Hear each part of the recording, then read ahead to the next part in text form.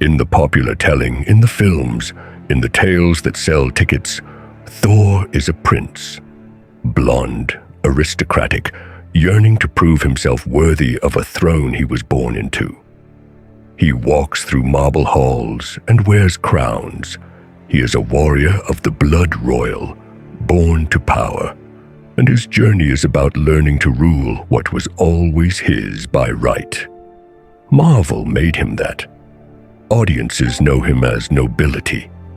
And if you know the surviving Norse texts, if you read Snorri's careful genealogies and the poems that survive the burning of the old ways, you know that version misses the entire point of who Thor actually was. It inverts him. It puts him in the wrong world entirely. The god in the old sources is not a prince at all. He is not born to rule kingdoms. He is the son of Odin and the earth herself. His mother is Jörd, and listen to what that means. Jörd is not a queen. Jörd is the land, the ground beneath your feet, the soil that feeds you, the thing you stand on every day when you leave your house to work. That parentage matters more than any crown could. It means Thor is not purely divine heir and sovereignty like his father. He is not Odin's son in the way a prince is a king's son. He is rooted in the material world in a way Odin never will be, never could be. He is the bridge. He is between heaven and earth, and that makes him something else entirely. He is a god of the threshold, a god of the boundary, a god who stands at the edge where the ordered world ends and what waits beyond begins. Thor's wife is Sif, and Sif has hair of gold. Not merely beautiful hair, but golden like treasure, like the ripe grain in summer, like the wealth that comes from the earth. Her name carries associations with the harvest, with kinship, with the things that grow. It connects her to the very ground that is Thor's mother. When you see Thor's household, you are not seeing a royal court of stone and state ceremony.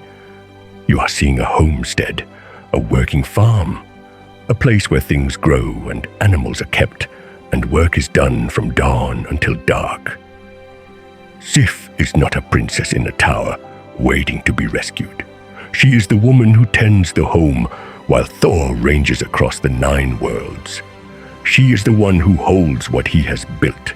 She is the center while he is always at the edge. They have a daughter. Her name is Þrúðr, and Þrúðr means strength or might. She is not a footnote in Thor's life. She embodies the warrior strength of the household itself, and she is betrothed to a dwarf, to the craftsman races that work below ground, that forge and build. That marriage is a negotiated thing, not a royal decree. It places Thor's family in alliance not with kings, but with makers. Thor and Sif have 2 sons, Magni and Móði. Their names mean strength and courage, or sometimes wrath. In the great ending, when Ragnarök consumes the world and Thor falls fighting the serpent, it is Magni and Móði who inherit the hammer. Mjölnir does not die with Thor. It passes to his sons. His legacy is not that he dies a hero. His legacy is that the next generation takes up the same work. And Thor keeps a household staff, because that is what a working man does, even a god. Þjálfi and Röskva are his servants. They are siblings, and they came into Thor's service under unusual terms. Their father broke the leg of one of Thor's goats. It was an accident born of hunger, desperation for marrow and meat during a dark night. When the compensation came due, their father gave up his children rather than his land. And Thor accepted. He took them into his household. He did not take them as slaves. He took them as part of his entourage, as witnesses to his power, and later as his companions in his journeys. Because Thor does not ride a horse. He rides in a chariot drawn by 2 goats. Their names are Tangrisnir and Tangjost, Tooth Grinder, and Tooth Gnasher. When Thor travels across the 9 worlds, those goats pull him. When he needs food on the road, he slaughters one, and at evening, when they stop to make camp, he uses Mjölnir to revive the animal. The goat that died at morning is alive again at nightfall. This is the cycle of death and rebirth that makes the Norse cosmos turn. Thor is not riding toward death. He is riding on resurrection. The broken leg episode tells you something essential about how Thor operates. It happened when he and his companions, Þjálfi and Röskva, and whoever else traveled with him, stopped at a farm to beg a night's lodging and a meal. The farmer lived in a small house. The land around it was meager. The stores in the house were thin. It was not a wealthy place.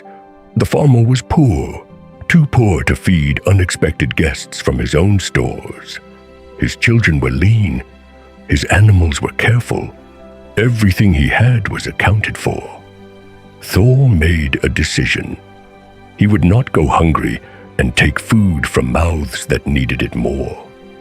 He slaughtered one of his own goats, Hrungnir or Tangenjost, the creature that had carried him across the 9 worlds, that had walked beside him through Jotunheim and back again. He gave the meat to the table. He fed the farmer's family with his own beast. That night, a boy of the house, later called Röskva, or described simply as one of the farmer's sons, was wild with hunger. The meat was good. It was more than he had tasted in months. When the meal was done and the adults lay down to sleep, the boy crept to the bones. He cracked a leg bone deliberately, knowing what he was doing was wrong, not caring anymore. He cracked it open to suck out the marrow, the rich, hidden part that had been forbidden to him his whole life. He broke it completely, and the break was irreparable. The next morning, when Thor stood up and called his goats to him, when he touched Mjölnir to the animal's broken body to revive it as he had always done, something was different. The goat lived, but it would not stand properly. One leg remained broken. The transformation did not take completely. The daily cycle of death and rebirth was interrupted. The god had been wronged. The god was owed compensation. Now watch what Thor does. He does not call down fire from the sky. He does not level the farm. He does not kill the boy or blind him as payment for the injury. He seizes the boy, seizes Röskva, and his hand is heavy with anger, but his judgment is measured. He announces in front of the father and mother and the rest of the household that the family has a choice. They surrender their children, both of them, into his service to walk with him and work for him for as long as he wills, or they forfeit everything they have to him instead. The land, the animals, the house. Take your pick. The father and mother looked at Thor, and they knew he meant it. They looked at their son, and they looked at each other, and they chose their land. They gave him Þjálfi and Röskva. Both children went into Thor's household that morning. In one moment, you see the god clearly. A laborer god, a god of ordinary people, of accidents and recompense, of justice that can be negotiated and paid in flesh rather than in blood. He is not vengeful. He is not capricious or arbitrary, punishing on a whim. He is honorable the way a chieftain is honorable, the way a man who works the land and tends animals and builds what he builds is honorable. He holds himself to the same standard he holds his people to. When you injure what is his, you pay what it costs, and he collects the debt, not with cruelty, but with clarity. The price is steep. The price is your children, but the alternative is steeper, and he gives you the choice. But Thor's household is also defended by wit. when a dwarf named Alvis arrived at the door. All-wise, he called himself. He came to claim Thor's daughter as his bride. He had been promised her, he said, while Thor was away from home, while he could not defend what was his. The promise had been made on oath by someone with authority in the household. He had a claim. He had a right, or so he believed. But now Thor stood in the doorway, and a dwarf bride thief is not easily refused if the promise was made in due form and sworn upon. So Thor set a condition. He could not refuse the betrothal outright, but he could set a price so high that the dwarf could not pay it. He asked Alvis a contest of knowledge. Tell me, dwarf, what every one of the 9 worlds calls the sky and the sea and the moon and the sun and the stars and the earth and the wind and fire and all the rest of the things that are. Every name, every hidden name that exists in every world. Name them all correctly, and the bride is yours. Fail in even one, and she remains here, and you walk away empty-handed. Alvis, proud in his wisdom, accepted. He was all-wise. He knew things. He had mastered secret knowledge. What was one contest against his skill? The contest began at dusk, as the light failed. Thor and Alvis stood in the courtyard, or sat in the great hall, and Thor asked the first question. The dwarf answered. His voice was clear and confident. He knew the hidden names. For the sky, he recited what the Aesir called it, what the Vanir called it, what the giants called it, what the elves called it, what the dwarfs called it deep below the earth. He knew them all. Thor asked the next question, and the next.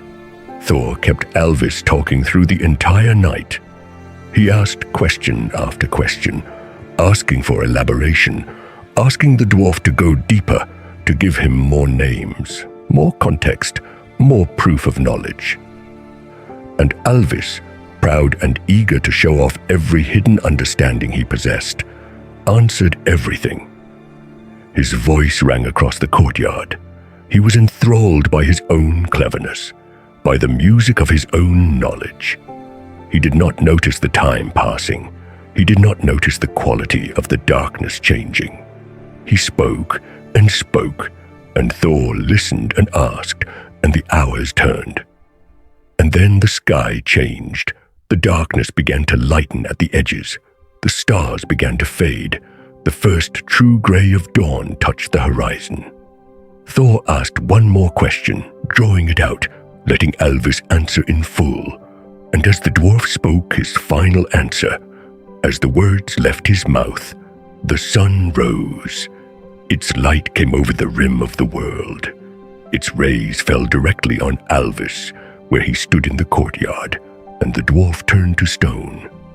In an instant, from the neck down, from the hair to the feet, Alvis became rock. The expression on his face was still one of triumph. He had answered correctly, but there was no movement left in him, no breath, no life. He was marble, a monument to his own pride. Thor did not strike him down. Thor did not need to. The sun itself did the work. The fundamental law of the Norse world, that dwarves die in sunlight, had been fulfilled, and Thor had engineered its fulfillment through nothing more than questions and time. The god's daughter remained in his household. The boundary was held, and the method was not the hammer. It was wit. It was understanding the nature of things. It was knowing what is true and using that truth against what seeks to come in. It was seeing that the strongest defense is not always the blow that falls, but the trap that is invisible until the spring closes. This is the god the films never showed you. Not a prince, a man with a household, a god rooted in earth and working it, a father and a husband, a keeper of boundaries who kills when he must, and who pays when he owes, and who can outwit a dwarf at his own game. A god of the threshold, of the space between the ordered world and what waits beyond it, and he has work to do. He is nothing without the hammer, and the hammer exists because of a haircut and a bet. One morning Sif woke, and her hair was gone. She was bald. While she slept in the safety of Thor's household, in the place that was supposed to be a refuge, Loki had crept to her side. With blade or shears, the sources do not specify which, he had cut away every strand of that golden hair. Every bit of it. Gone. The harvest destroyed, the treasure of the household scattered or burned. The mark of beauty and plenty erased in darkness. Sif's face, which had been framed by gold, was now bare and strange to itself. He did it for mischief. He did it because he could. He did it because something in the trickster's nature demands destruction. Tricksters destroy beauty the way fire consumes wood, without reason and without mercy. There is no rhyme to it. There is only the impulse and the act. When Thor discovered what Loki had done, discovered his wife bald and grieving the loss of what she had been, he found the trickster. Thor's hands closed on Loki's throat and did not let go. The air was cut off. Loki's eyes went wide. Thor's face was not angry the way lightning is angry. It was the cold wrath of the earth itself, slow, implacable, absolute. He told Loki one thing clearly, his voice low and without room for negotiation. If Sif's hair could not be restored, if the dwarfs could not forge new hair that would grow as living hair grew, that would be indistinguishable from what was taken. That would give Sif back what was hers. Then Thor would break every bone in Loki's body. He would do it slowly. He would start with the fingers and work toward the center, taking his time with each one. He would do it with great care and attention. And Loki would live long enough to feel every break. Loki believed him. In that moment, with Thor's hands around his throat and the god's eyes looking into his, Loki knew that this was not hyperbole. This was a promise. So Loki went down beneath Asgard, down beneath the roots of Yggdrasil, down to the places where the dwarfs worked in stone and starlight, and the sound of hammers never stopped. He went to a specific tribe of dwarfs, the Sons of Ivaldi. These were master craftsmen, the best in all the 9 worlds at working metal and magic into one form. They were old when the gods were young. They had smithed before Odin hung himself on the tree. They knew secrets about the nature of things that no god fully understood. Loki told them what he needed. He was honest about the stakes, and the Sons of Ivaldi, perhaps out of fear of Thor's wrath falling on them if they refused, perhaps because they were proud and wanted to prove their skill was unmatched, perhaps for both reasons at once, set to work.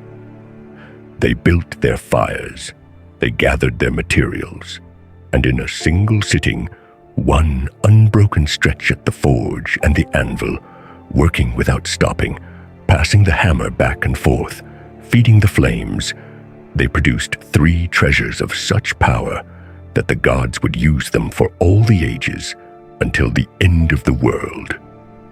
First came the hair for Sif, golden, living, that would grow in Sif's hands the way hair grows on a living head, as if the dwarfs had not forged it, but somehow captured growth itself and bound it into strands. The threat to Thor's household would be erased. The wrong done to the god's wife would be undone. Second came Skidblagnir, a ship so perfectly crafted that it could sail on any sea and always find a fair wind in its sails. But Skidbladnir could also fold down small enough to fit in a pouch and carry in your hand. A ship that was also pocket-sized, a thing that violated size itself and won the argument with the laws of the world. It existed in contradiction to physics, and it was beautiful because of it. Third came Gungnir, a spear. Not just any spear. A spear that never missed its target, that flew from the thrower's hand and always found its mark. It would become the spear of Odin, the spear of the All-Father himself, the instrument through which he would know all that happened in all the 9 worlds. 3 treasures, 3 wonders, 3 things that changed what was possible, 3 things that shifted the balance of power in the cosmos itself. And Loki held them in his hands, feeling their weight, understanding what he had just won. Sif would have her hair back. Thor's wrath would be satisfied. He was safe. The punishment would not fall. He would live. And instead of being satisfied, instead of being grateful that he had survived Thor's wrath, instead of accepting the victory he had won, Loki made a mistake. He boasted. Loki went to find the dwarf Brokkr. Loki found him in some hall or tavern where dwarfs gather, and he held up the 3 treasures. "Look at this," he said. "Look at these things. The Sons of Ivaldi made them. This hair is alive with magic. This ship folds down to nothing and sails on any wind. This spear never misses. They are the finest things ever forged in all of history. The most perfect work any dwarf has ever done. The Sons of Ivaldi are the masters." And then he said it. "But I bet you and your brother, Brokkr and Eitri, that you cannot make 3 treasures as fine as these. I bet my own head on it. You cannot do it. Your skill is not good enough. Your magic is not strong enough. You will try and you will fail. And these 3 will remain the greatest things made by dwarf hands." He said it out loud, in front of witnesses. He made everyone in that place hear it. He made it public. He made it indelible. And Brokkr's eyes went dark. Brokkr accepted the wager. He said it clearly, so there could be no misunderstanding later. "If I and my brother Eitri cannot forge 3 treasures as fine as these, you have my life. But if we do, if we succeed, your head is mine. I will take it from your shoulders and hang it as a trophy. We have a bet." Loki said yes. He agreed. And Loki could not take it back. Brokkr accepted the wager. Brokkr and Eitri, sometimes the brother is called Sindri, sometimes Eitri, went to work. They set up their forge, they gathered materials, and they began to craft. 1 item at a time. For each one they would begin the forging, and the moment one of them had to leave the fire to do some other task, to gather something or step back, something would happen. A fly appeared, a small thing, a nuisance insect. But each time it came, it bit with intention. It was not random, it was not accidental. It was directed malice in the shape of an insect. For the first treasure, they forged a golden boar, Gullinbursti, a creature whose bristles shone so bright they would light any dark place where it walked.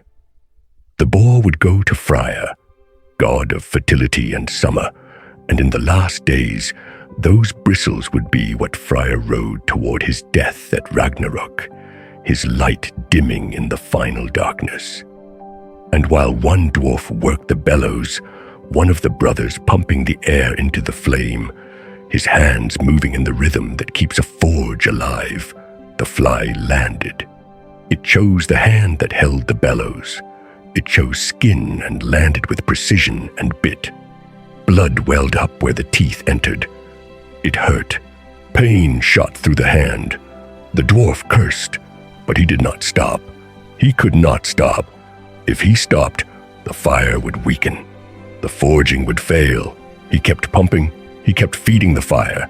He bled and he pumped, and the bore was completed without a flaw, perfect in every detail. For the second treasure, they crafted a golden arm ring, Hrungnir, and this ring was magic in a way that almost broke the rules of wealth itself.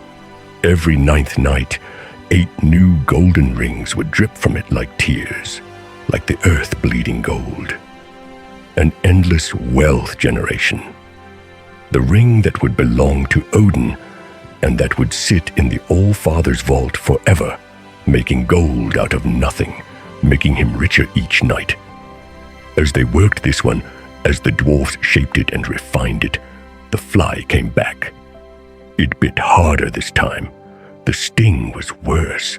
The wound was deeper. But again, the dwarf who was struck held firm. He did not stop. He kept working. He kept the rhythm. The ring was completed flawless. Perfect. A work of art that would generate wealth for all eternity. And then they began the third thing, the hammer, Mjölnir, the tool that would be placed in Thor's hands, and that he would carry into every battle, into every defense of Midgard, until the serpent took him at the end of time. This was the moment that mattered. This was the one that had to work. This was the test. If Loki's sabotage was going to succeed, if the fly was going to bring them down, this was where it would happen. Eitri was working the bellows now. His hands pumped the air into the flame, pumped and pumped, feeding the fire that would forge a god's weapon. The hammer shape began to take in the fire. The metal glowed. Mjölnir was being born in that moment, beginning its existence, beginning to become the thing it would be. And the fly came again, and this time it was not a soft bite on the hand. It landed on Eitri's forehead, between his eyes, in the place where the bone is closest to the brain, in the place where a bite would cause the most pain, the most immediate distraction, the most complete incapacity. And it bit down with all the poison in its body. It bit like it had a purpose, like it knew exactly what would break a dwarf and when.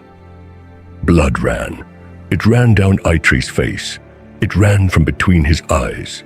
It ran into both his eyes. It blinded him just for a moment, just for the instant it took him to drop the bellows and wipe his eyes clear of blood, to gasp out his pain and his curse, to stumble backward in agony. But that moment was enough. That single moment was all Loki needed. Mjölnir was forged with a handle that was too short. Not catastrophically short.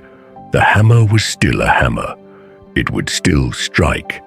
It would still return to the thrower's hand. But the grip was wrong. The balance was compromised. It was flawed. There was no way these 3 treasures could match the Sons of Ivaldi's perfect work.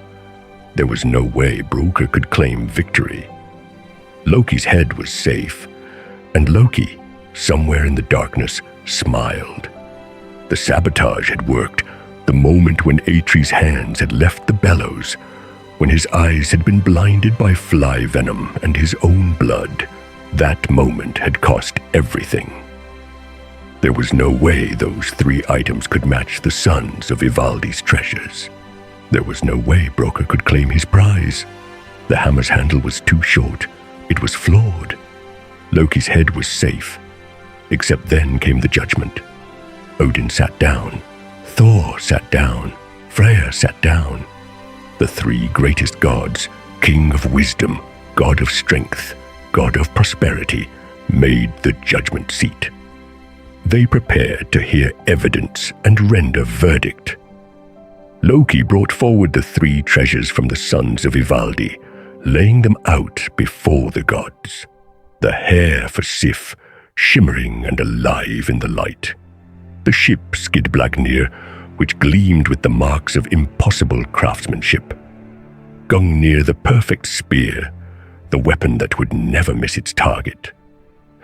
Then Brokkr brought forward his three, Gullinbursti, the golden boar, whose bristles cast light like a torch, Draupnir, the endless wealth ring, golden and perfectly formed, and Mjölnir the hammer with the short handle, its handle noticeably smaller than the head, visibly compromised. The gods examined them, one by one. They picked them up. They turned them in their hands. They tested them. They understood them. And in the end, they made their verdict. Mjölnir was the finest of all 6 treasures. It was the finest because in their judgment, in the judgment of gods, who understood what mattered in a cosmos that was falling toward its ending, a hammer that could strike down the frost giants, that could smash the skulls of giants who stood 9 worlds tall and would march on Midgard at the end of time, that could protect Midgard from everything that tried to come in through the boundaries, that could hold back the dark itself, that was worth more than a spear that never missed, worth more than a ship, worth more than infinite wealth. Mjölnir alone could hold back Ragnarok. Mjölnir alone could kill what was trying to kill everything. Mjölnir alone made the difference between order and chaos. Loki lost. The gods had spoken. Brokkr could claim the wager. Brokkr came to Loki and told him with a voice like iron, "Your head is mine now." The wager was clear. We agreed. "You owe me." Loki told him, "My head, yes. The wager was my head, but my neck was not part of the wager. You cannot take my head without taking my neck, and if you touch my neck, if you cut through skin and bone and sinew at the neck, you will have broken the terms of our bet. You were offered a head, not a head and neck. You cannot do it. The terms do not allow it." And Loki was right. Brokkr examined the exact words of their agreement. Loki had wagered his head, not his neck, not his shoulders, just the head. And a head cannot be separated from a neck without violating the separation between one part and another. By the strict logic of the wager, Brokkr could not do what he wanted to do. But Loki had made an enemy more clever than himself, more clever and more patient. Brokkr took out an awl, a sharp thing, a long, thin tool for piercing leather and driving holes through tough material. He took a leather thong, strip of hide, something strong that would not break. And while Loki stood there, trapped by his own cleverness, by the logic that had saved his head, Brokkr forced the awl through the soft flesh of Loki's upper lip, just below the nose. Then through the lower lip. One hole above, one hole below. Then he threaded the leather thong through both holes and pulled tight and tied it. He sewed Loki's mouth shut. The trickster's lips were bound together with leather, clamped closed, sealed. The thing that had caused all of this, the voice that had boasted, the mouth that had made the bet, the tongue that had shaped the words that made him vulnerable, was sewn closed. Loki could not speak. Loki could not boast. Loki could not lie his way out of anything ever again, not for as long as he wore the mark. Loki walked away from that place with his lips bound by leather and his pride destroyed. The thong remained in place, the holes remained in his lips, and the gods remember it. He had tried to destroy the gift-givers.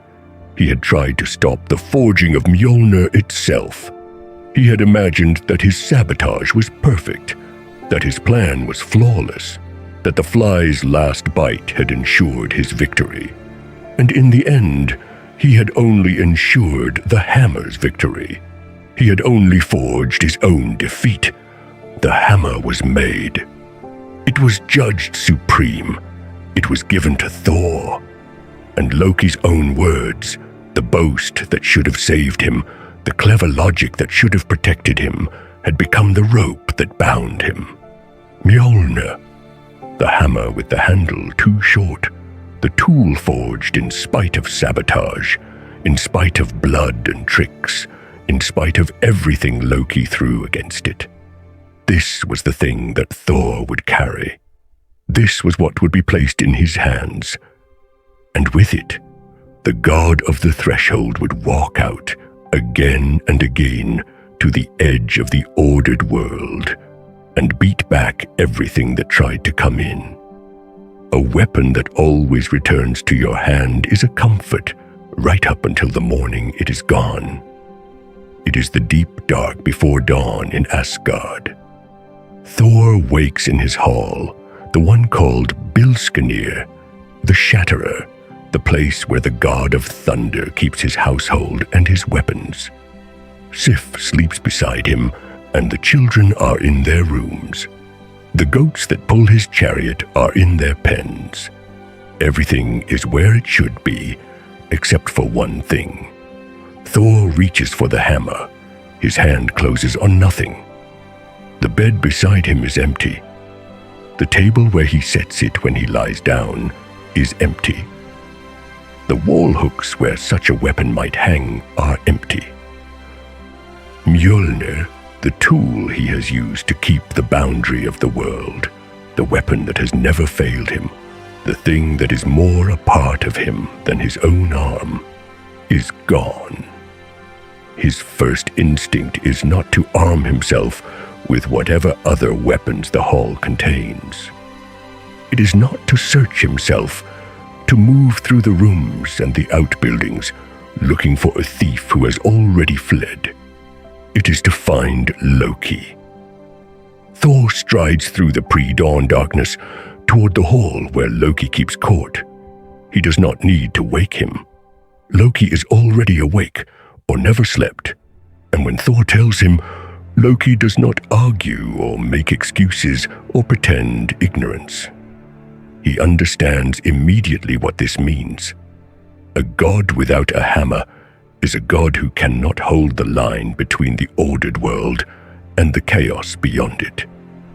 And if the god's boundary keeper is disarmed, the giants know it. Someone knew to take it. Someone has planned for this moment. Loki acts without hesitation. He turns to the gathering of gods who have followed Thor into his hall. Is there anyone here who has the feather cloak, the one that lets gods wear the shape of birds and cross the sky like thoughts, like rumors, like the wind itself? Freya steps forward. She carries the cloak, the fjäderhammer, the gift that lets her move between worlds. She does not hesitate either. Loki takes it, ties it around his shoulders, and without another word, he launches from the hall into the darkness. The journey to Jotunheim in the shape of a great bird must have been vast and strange. Loki would have crossed the gaps between worlds, seen Asgard shrink below him, crossed the void where there are no roads and no fixed things. He would have descended into the realm where the giants keep their houses, the hostile country, the place where the fundamental laws of the world are challenged at every border. When he arrives, he finds the giant Thrym. The being is sitting alone on a burial mound, a vast earthen rise, the kind of thing that might take 1,000 human lifetimes to build. Thrym is not hunting or working or maintaining his holdings. He is simply sitting, as if he is waiting for someone to come. When Loki lands and takes his god form again, Thrym looks up and smiles. The smile is not the smile of a surprised giant. It is the smile of someone who has set a trap and watched it close. Yes, Thrym says. Yes, I have it. I have taken your precious hammer. I did not steal it from a distance or trick some servant into giving it up. I took it myself. I went into Asgard, and I took the thing that your Thor loves more than anything in the world." Loki's hand moves toward a weapon, but Thrym raises a hand. "Listen," the giant says. "It is not in some hidden vault. It is not buried under a mountain or guarded by servants. I have put it in the earth itself, 8 leagues down, a full rast into the darkness below the ground. Do you understand what that means? It means no one in Asgard can reach it. It means no one in Asgard can threaten me as long as that hammer is buried that deep. And I will not return it." Loki stands silent, waiting for the price that always comes. "When I am satisfied," Thrym continues, "when I have what I want, then you can have your hammer back. The price is Freya. Let the gods bring her to me. Let them marry her to me as a bride, and he will yield the weapon. That is the bargain, a goddess for the god's hammer." Loki flies back to Asgard with the demand burning in his mind. When the gods hear that Freya must be a ransom, not tribute, not a gift, but a bride given in marriage to the giant who stole the hammer, the council falls silent.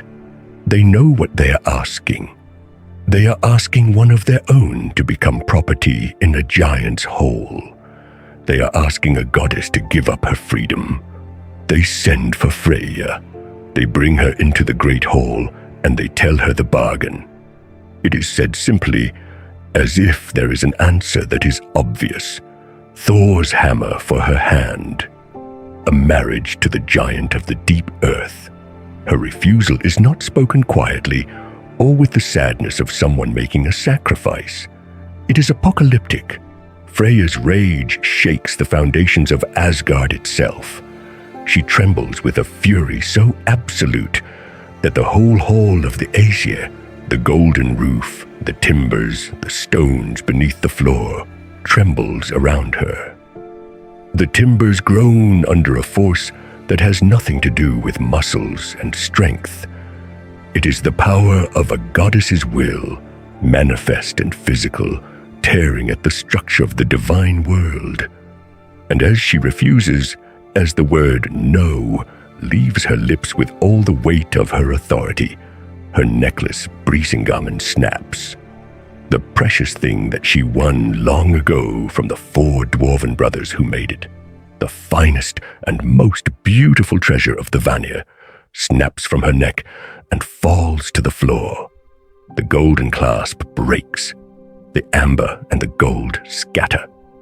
It is a physical rupture, a breaking of a sacred thing, and that is how absolutely she refuses.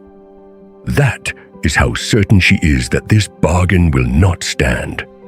The gods sit in the wreckage of her refusal. There is silence in the hall. Then Heimdallr speaks. The voice is quiet, but everyone listens.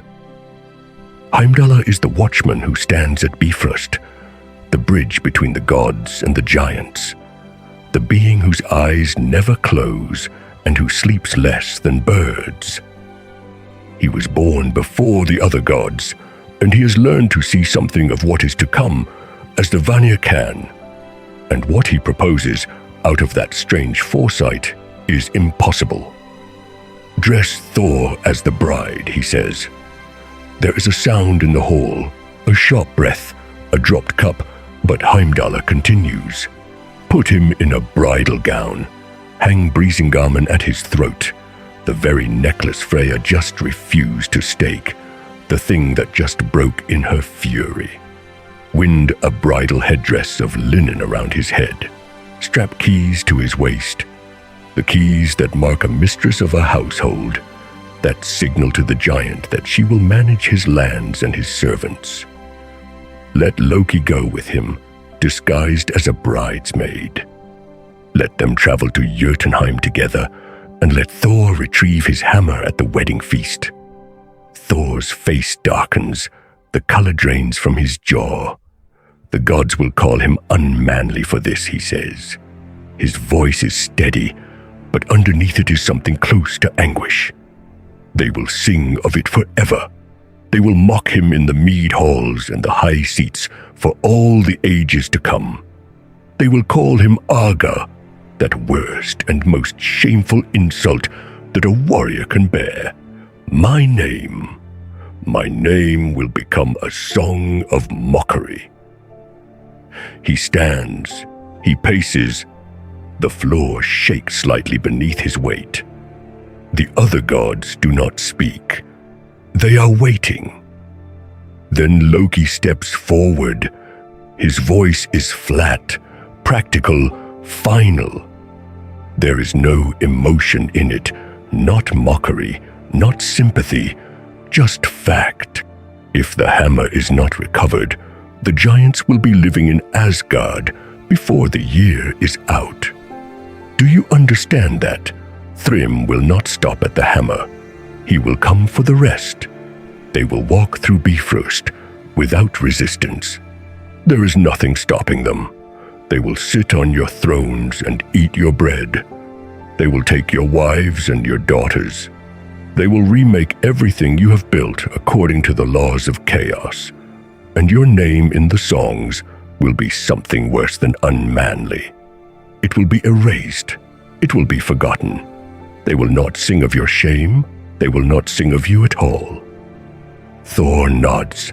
He rises. He allows himself to be dressed. The journey to Jotunheim must have been strange beyond measure.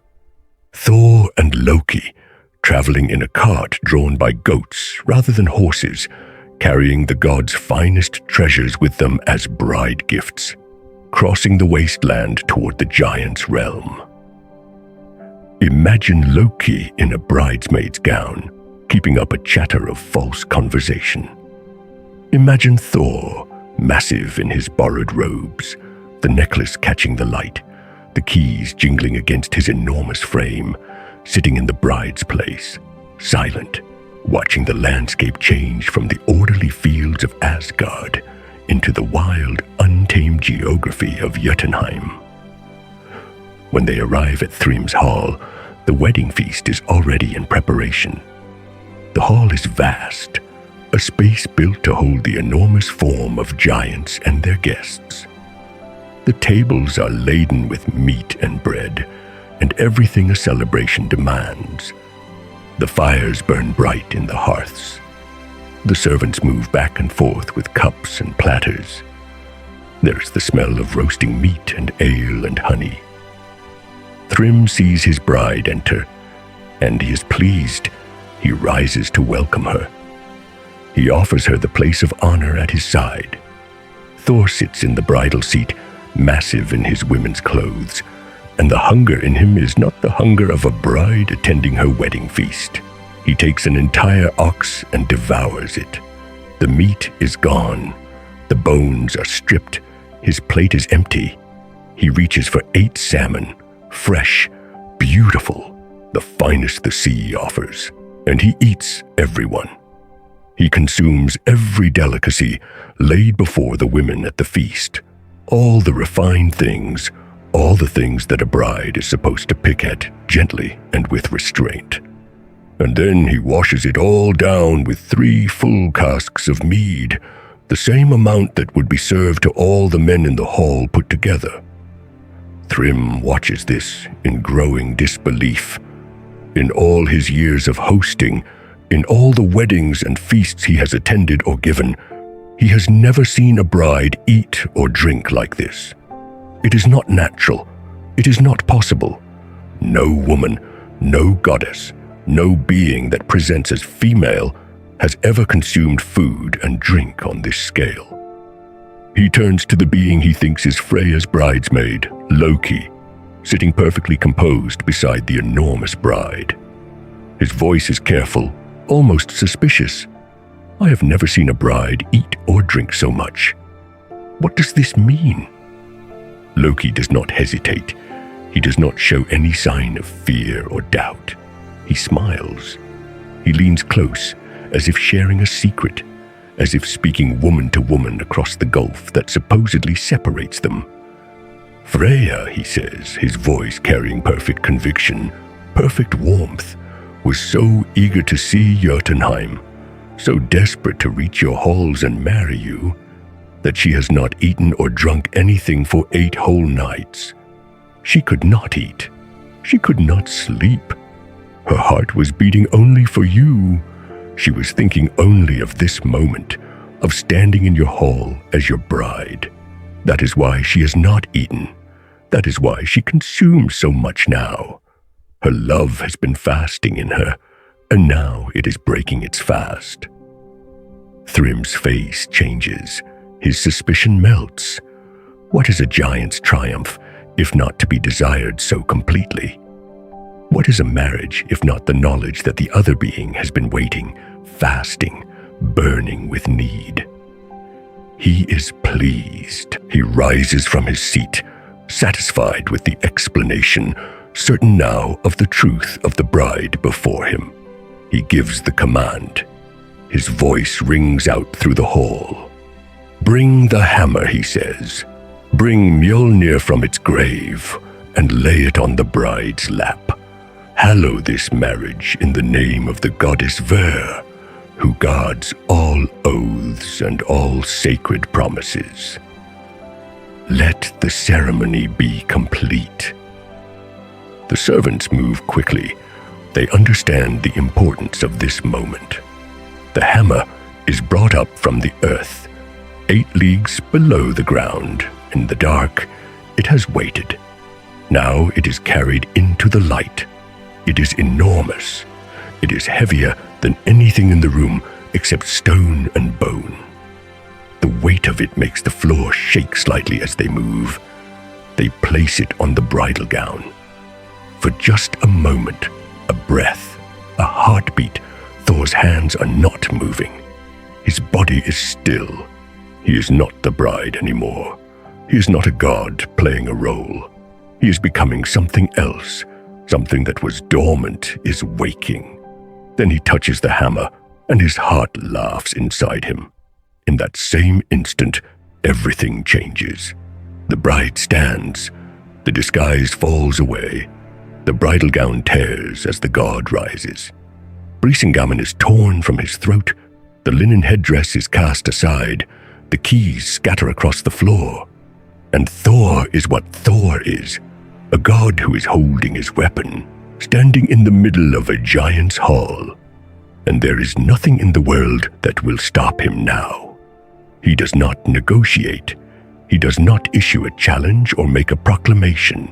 He simply begins.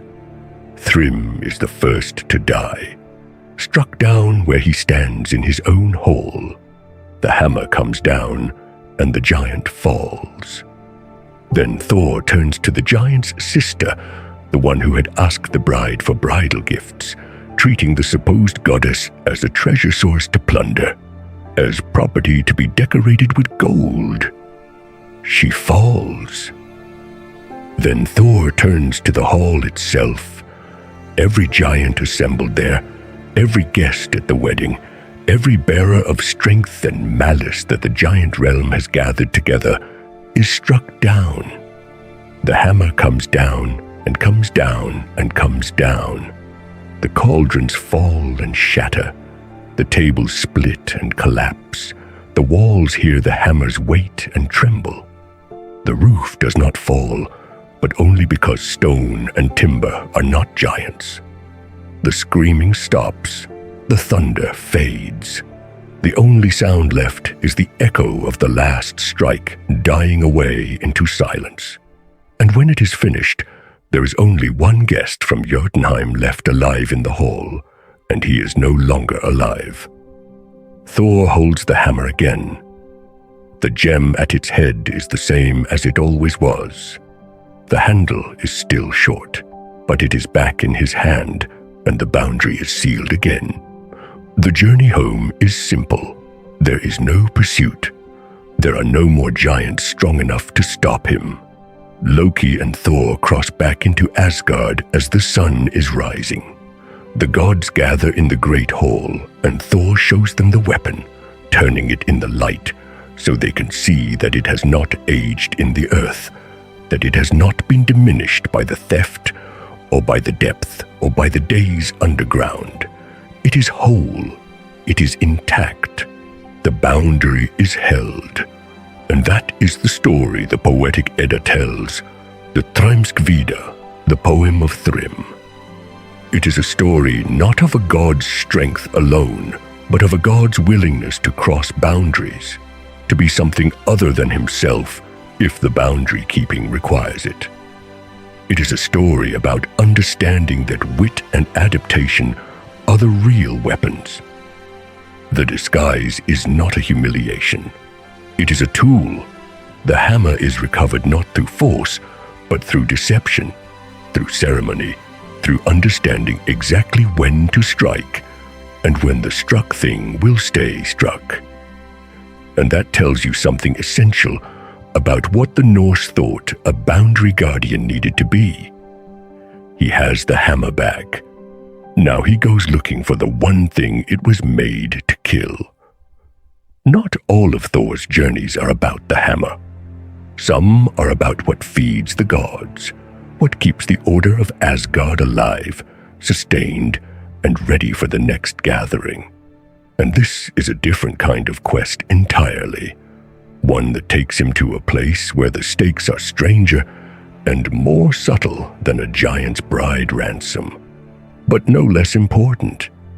The gods need a cauldron, not for decoration or for storing goods, but for brewing, a vessel large enough to make ale for every divine being in Asgard, large enough to fill the mead halls on the nights when the gathered gods come together to feast and remember what they are and what is coming. It is not a simple need. An ordinary cauldron will not hold such volume. It has to be something forged in the deepest reaches of the giant realm, something that carries the old strength of things made before time had the shape it has now. They learn that such a cauldron exists.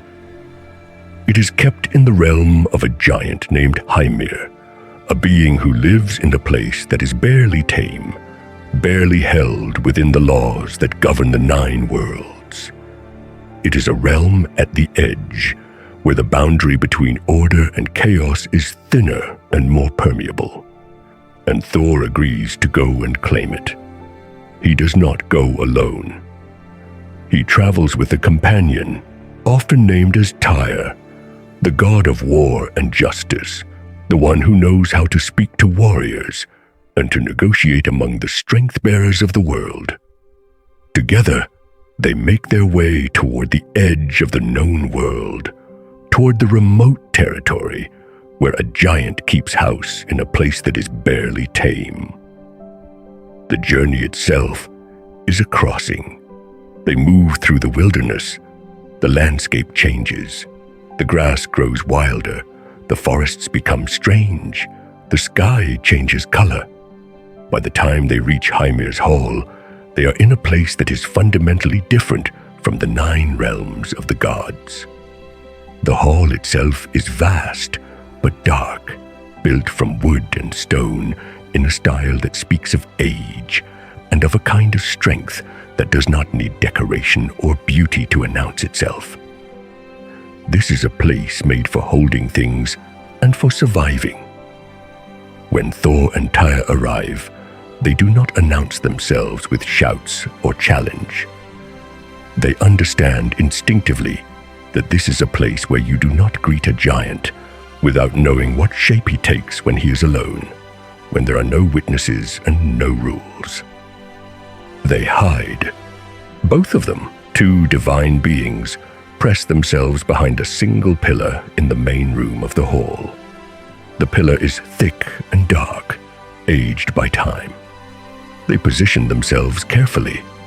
They are waiting, watching, listening for the sound of the giant's return.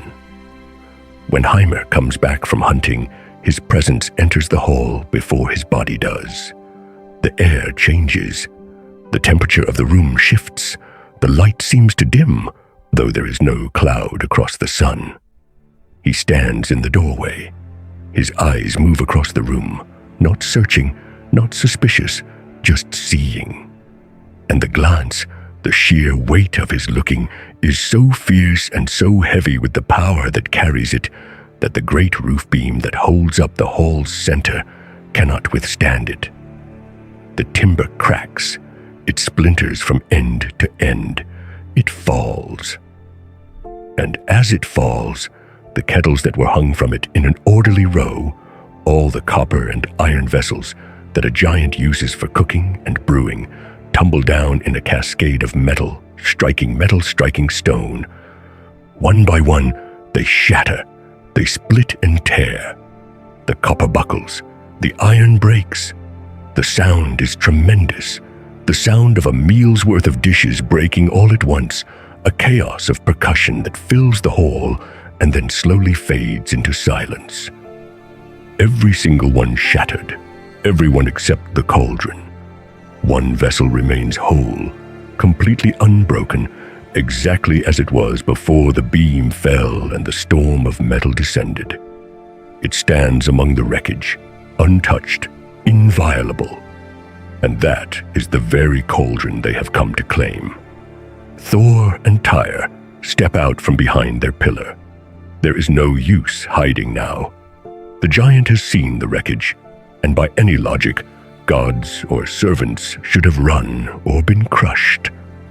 They come forward as guests or as prisoners, depending on how Hymir chooses to interpret the visit and what he decides will happen next. Hymir looks at them for a long moment. He could kill them. He could throw them from his hall. He could simply walk away and leave them to find their own way back through the hostile landscape. But something about them, their calm, their stillness, their refusal to flee or to fawn, gives him pause. And some kind of understanding is reached, some agreement that is never explicitly stated, but is simply accepted by all three. For now, they will be fed, they will rest, they will be treated as guests, or at least not as prey. But they will have to earn anything else they might want to take from this hall.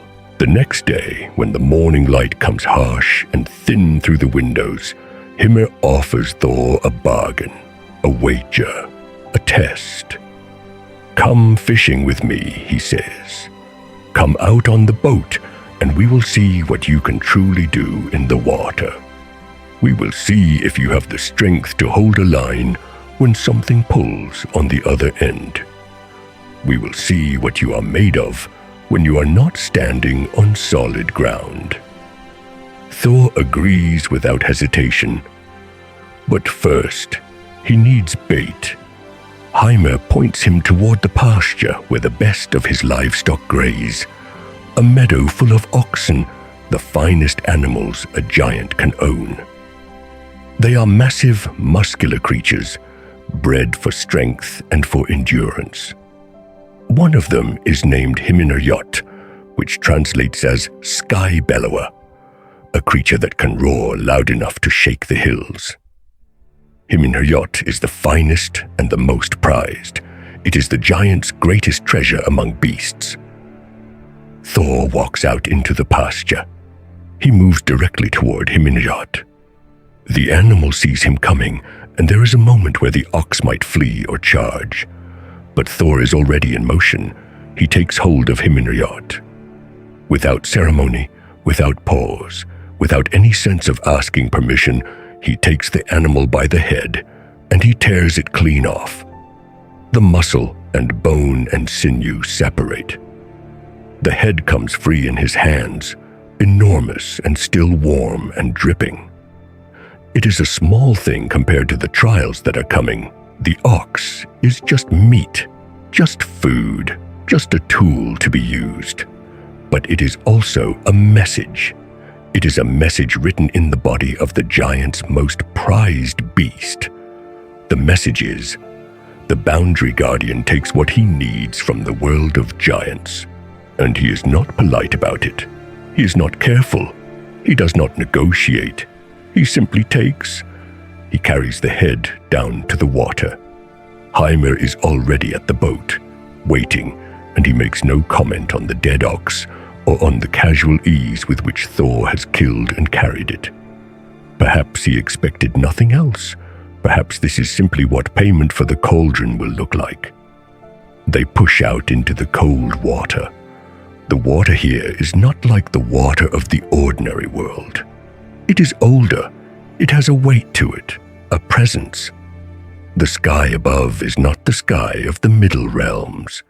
The waves do not rise and fall in the normal rhythm. There is something underneath the surface, something vast and attentive and waiting. Thor prepares the hook and line.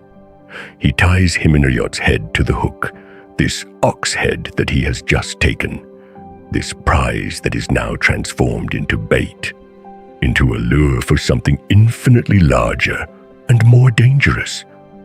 He casts the line into the water. They wait, and then something enormous moves beneath the boat. The line goes tight in an instant.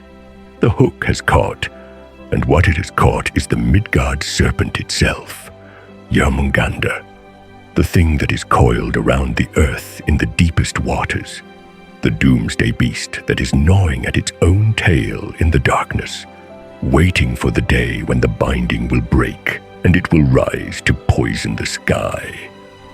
The serpent thrashes. The water erupts around the boat. The waves rise. The line strains. The boat shakes with a violence that is almost planetary. The thrashing of something that is coiled around the world, trying to free itself, trying to rise, trying to come up through the surface and breach into the air where the gods breathe. Thor's hands grip the line. The muscles in his arms stand out like cable. His feet brace against the boat's floor. But even Thor's legendary strength is being tested. The line is cutting into his hands. His knuckles are scraped raw against the gunwale of the boat as he holds on, refusing to let the line go, holding the Midgard serpent as it pulls with the strength of the doomsday itself.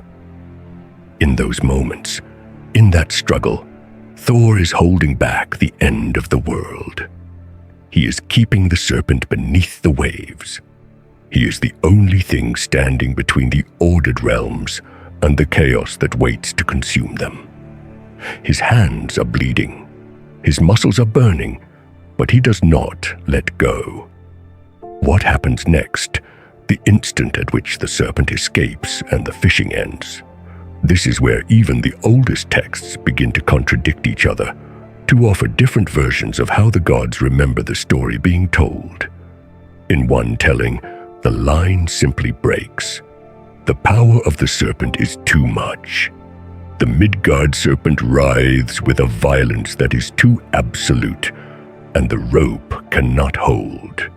It snaps, it tears, it parts under the strain.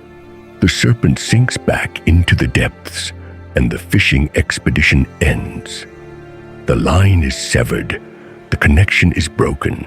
Thor has not killed the doomsday beast. He has not even brought it to the surface. The serpent escapes, and all that remains is the knowledge that he almost did it, and that he will never be allowed to complete the task until Ragnarok itself arrives, until the binding on the world breaks, and the serpent rises with all the stars. But Snorri, the man who gathered and shaped these stories 500 years after the pagan age, tells it differently in his prose Edda, more dramatically, with more detail about the moment itself, and about what happens in the breath when victory is possible. In Snorri's account, as Thor hauls Jörmungandr up against the side of the boat, as the enormous head of the serpent begins to emerge from the water, and the eyes that see the bottom of the world open and stare at the sky for the first time. In that moment, Thor raises Mjölnir above his head. The hammer comes up. The grip tightens. This is the instant. This is the moment when a blow might land. This is when the god of thunder might strike the doomsday serpent 5 ages before its time. and it is at that exact instant, the instant when the hammer is raised, the instant when Thor is preparing to strike, the instant when victory seems possible, that something breaks in Hymir. It is not courage that moves him. It is terror, pure, absolute terror. He sees the serpent close enough to touch. He sees the venom leaking from its jaws, the venom that is so corrosive it eats through anything it touches. He sees the thing that has been gnawing at the roots of the world appearing at the very edge of his own boat, its head emerging into the air, its ancient eyes opening and seeing him. His hand moves. The knife comes out from his belt. His fingers close on the rope. He cuts the line. The rope parts. The serpent falls back into the sea, and the hammer never lands. The blow is never struck. The kill is never confirmed. The victory that seemed possible in that breath is denied, and the serpent sinks back into the darkness, back to its coils around the root of the world, back to waiting. Both versions are attested. Both are old. Both have been handed down through the ages. Neither can be checked against the other, because they are both stories about a god and a giant and a monster at the edge of the world. And such things do not leave evidence that you can dig up and measure. The poetic Edda, which was composed in the pagan age, says one thing. Snorri, writing 5 centuries after the end of that age, says another, and his is more dramatic, a near victory stolen at the last breath. Which is true? Both? Neither. The Norse who heard these poems would have known both versions and understood that they were both part of how the memory was carried forward. But the fishing is not the only trial. After the serpent sinks and the boat returns to Hymir's hole, there is more yet to endure. In Snorri's more elaborate account, the giant sets Thor one final test before he yields the cauldron entirely. There is a drinking cup in the hole, a vessel that cannot be shattered by any force in the room. It is indestructible. It is the proof of an eternal thing. Every warrior who has tried to break it has failed. Every blow has only left the cup unchanged. Hymir challenges Thor. Break this, and you have earned the cauldron entirely. Break this, and the prize is yours to take back to Asgard. Thor takes the cup. He hurls it against the walls of the hole. The sound of it striking stone echoes back, but the cup remains whole. He tries again. He hurls it against the pillars, still whole. He searches the hall for the hardest surface, looking for something that might be harder than the cup itself, something that might have the strength to break it. And Hymir's wife, the giant's own spouse, who has been watching this entire sequence with eyes that understand the real distribution of power, leans close to Thor. Her voice is quiet. There is one surface in this room that is harder than the cup, she tells him. She points to Hymir's forehead, the giant's own bone. Thor turns. He looks at the giant for a moment, and then he hurls the cup, not at a wall, not at a pillar, not at stone or metal or wood, but at Hymir's own skull. The cup shatters.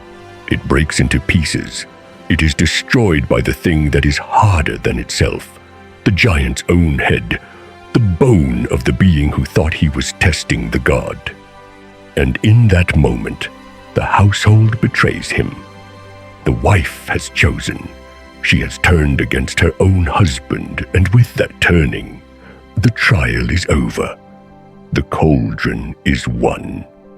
Thor can claim the prize and carry it back to Asgard. But what matters, beneath all the variations and the different tellings, is the meaning. Thor comes to the boundary between the ordered world and the chaos beyond it. He reaches out across that boundary. He touches the doomsday beast. He pulls on the line with all the strength that is in him. And he pulls so far that he nearly drags the thing itself across the boundary. He nearly brings the end of the world forward by ages. He nearly triggers Ragnarok 500 years before its time. But the boundary holds. The connection is severed. The serpent escapes. The world continues. Thor does not kill the thing at the edge of the world. Not yet. Not until Ragnarok itself arrives, and the chain that binds Jörmungandr breaks, and the serpent rises to poison the sky, and the earth sinks into the sea.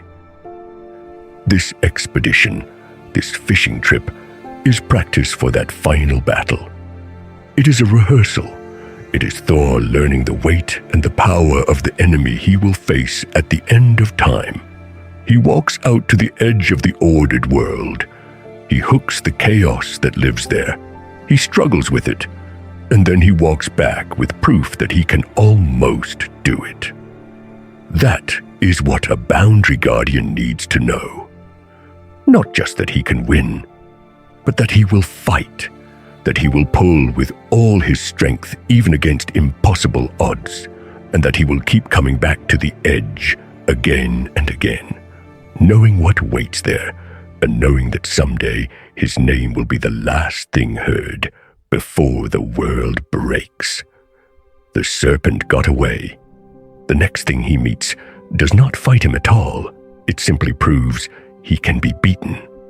At the edge of the world, past the lands where mountains scrape the sky and rivers run wider than any inhabited shore, there stands a fortress called Útgarða, the Outguard, the realm beyond all order.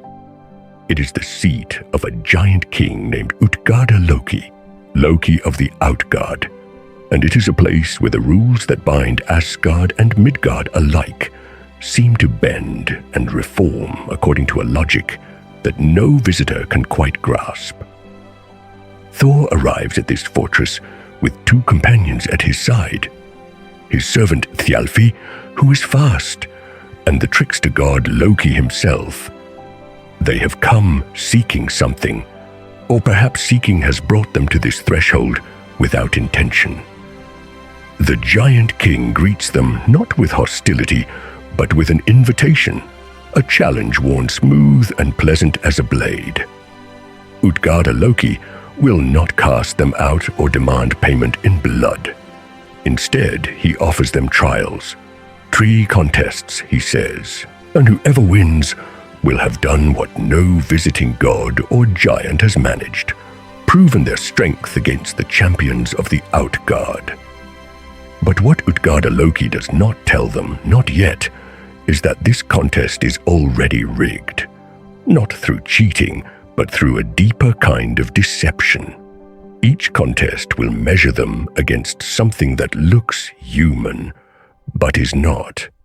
Each opponent will be a force of nature wearing a face, and the trials will force 3 visitors to meet the edge of what they can actually do when they push beyond the borders of home. Loki steps forward first, eager as he always is for a wager. A trencher is laid before him, heaped high with meat. Across from him stands a figure the giant calls Logi, lean and strange, and somehow smoking at the edges. The contest is simple. Whoever clears his half of the meat first is the faster eater. Loki is fast. Of all the Aesir, he is the god who can keep pace with hunger itself. He tears into the meat, his teeth flashing, devouring half the pile with a speed that would seem impossible to any mortal watcher. And yet when he finishes his half, Loki has already consumed not just his meat, but his bones as well, and is in the process of swallowing the trencher itself, the wooden board that held the feast. Loki loses, and in that loss, something shifts. Útgarða-Loki smiles. The god of lies has been beaten by a faster kind of transformation, but Loki is not a man at all. He is wildfire given shape, hunger made manifest. Fire eats faster than hunger itself can think. Þjálfi watches this and knows that his turn is coming. The giants call for the next trial, and Útgarða-Loki gestures to a boy standing against the far wall, slender and quick-eyed. His name is Hugi. Þjálfi is known above all things for his speed. It is why Thor keeps him, why he serves. The god of thunder chose his servant specifically because this youth can run faster than almost anyone alive. They race across the hall floor. Þjálfi runs hard, his legs pumping, his breath steady. He reaches the far end, and Hugi is already turning back, already coming toward him again, already halfway through the return. They race twice more. On the second run, Hugi's lead is larger. On the third, the gap between them yawns so wide that Hugi has turned around and come almost all the way back before Þjálfi even approaches the far end. Speed itself loses to a faster speed, but Hugi is not a boy either. He is thought, and thought moves faster than any body ever can. It leaps, it turns, it sees the finish before the runner's legs have even begun the journey. Now it is Thor's turn. 3 trials wait for him, not because 3 is a sacred number or a symbol of completion, but because Útgarða-Loki wants the god to understand 3 different kinds of defeat, 3 different ways that the world's architecture exceeds even divine power when that power is exercised far from home. The giant king watches Thor with an expression that might be pity or might be hunger. He has seen gods tested before, he has seen them fail, and he has built this fortress as a monument to failure. The first trial is a horn. It sits on the high table, enormous, its rim polished smooth as stone, filled to the brim with liquid that gleams like ale but smells of something older, something that carries the weight of the deep places. Útgarða-Loki explains the contest casually, almost dismissively, as though he has grown bored with the custom itself. Thor must drink from the horn. If he can drain it in one draught, he is the strongest drinker in the Outguard. If not, he may try twice more. Surely a god of his reputation, a god of whose power even the giants have heard tell, can manage this small thing. It is only a drink after all. Thor takes the horn in both hands and drinks. He drinks deeply, his throat working, the liquid flowing down into him. It is not water or weak ale. It is rich and heavy and endless. The taste of it is ancient, heavy, like drinking from a well dug down through the earth into the places where the gods themselves have no dominion.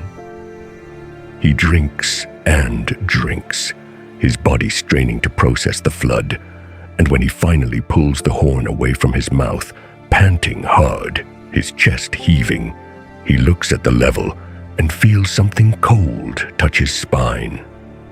The horn is barely lowered. The horn is nearly as full as when he began. It is as though he drank nothing at all. Angered at this, furious at the suggestion that his strength could be insufficient, he tries again. He does not simply drink now. He takes the horn and holds it as though he can force it to yield through sheer will.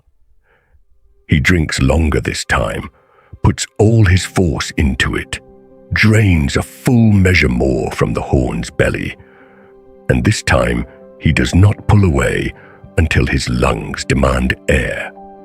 But again, the horn remains stubbornly close to the top, as though something deeper keeps refilling it from some source the god cannot see.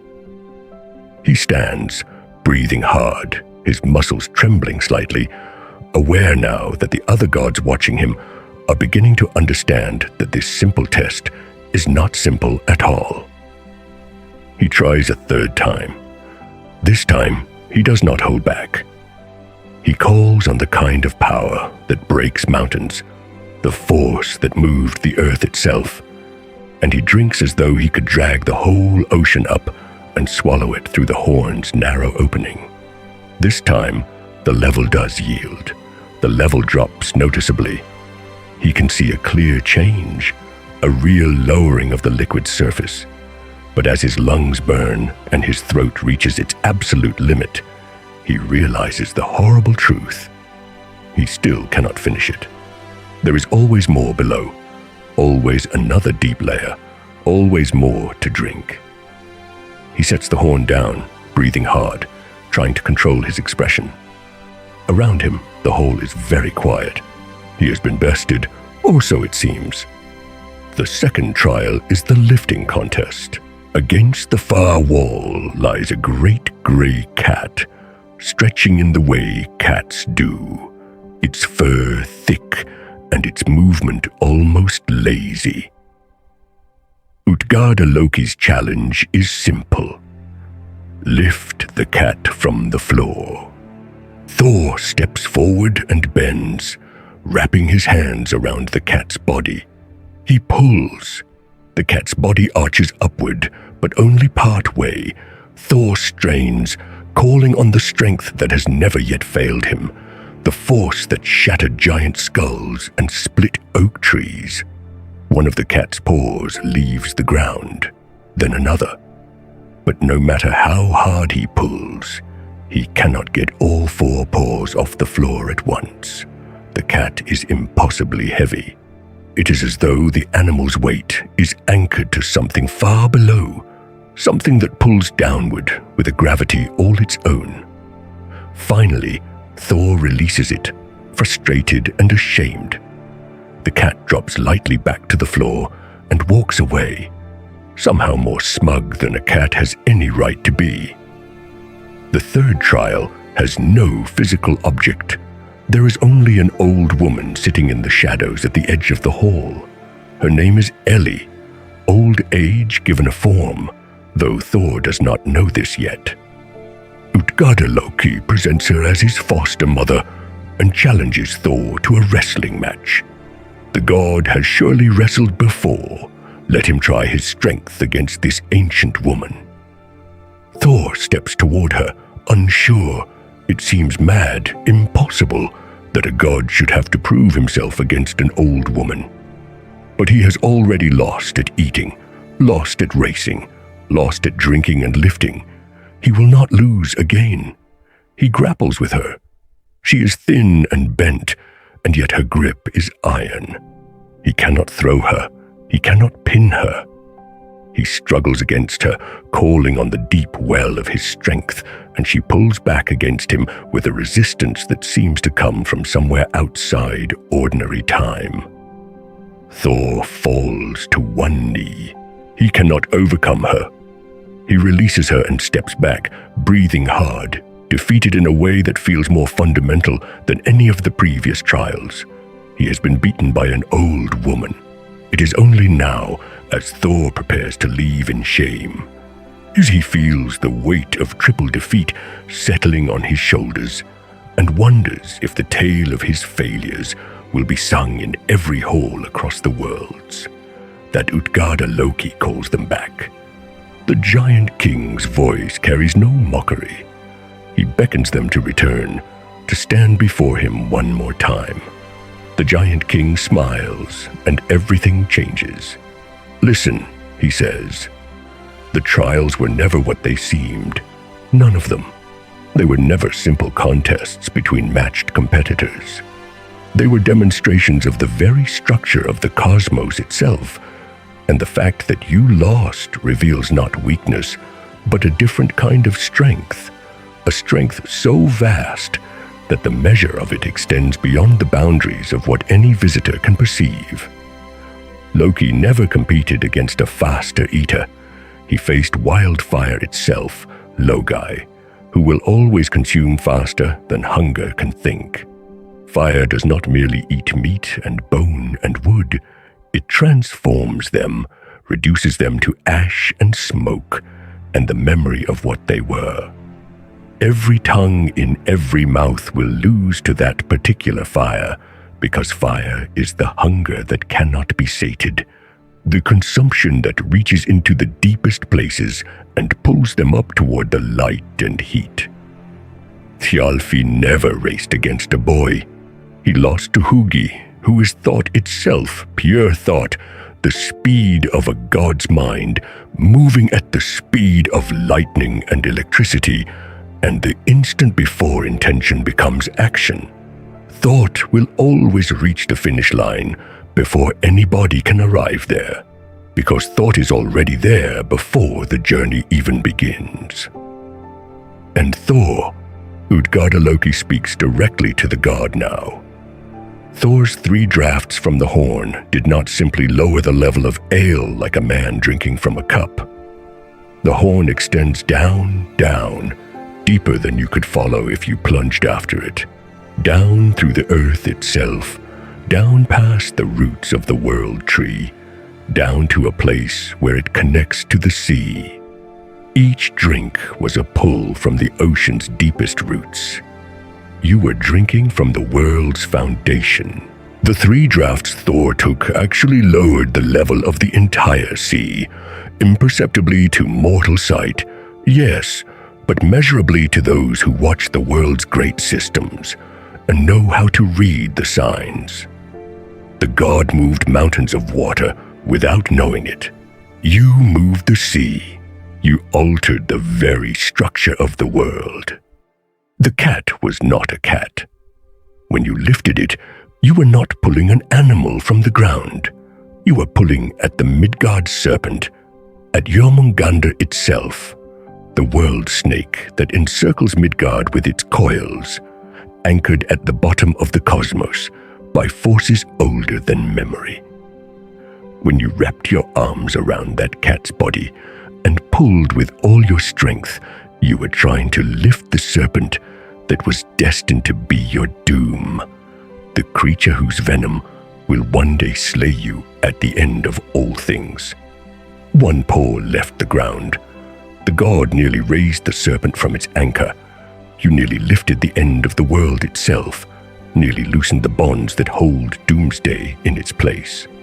And Ellie, old age is what you wrestled. And old age is the one thing in all the cosmos that cannot be beaten through strength, or cunning, or will.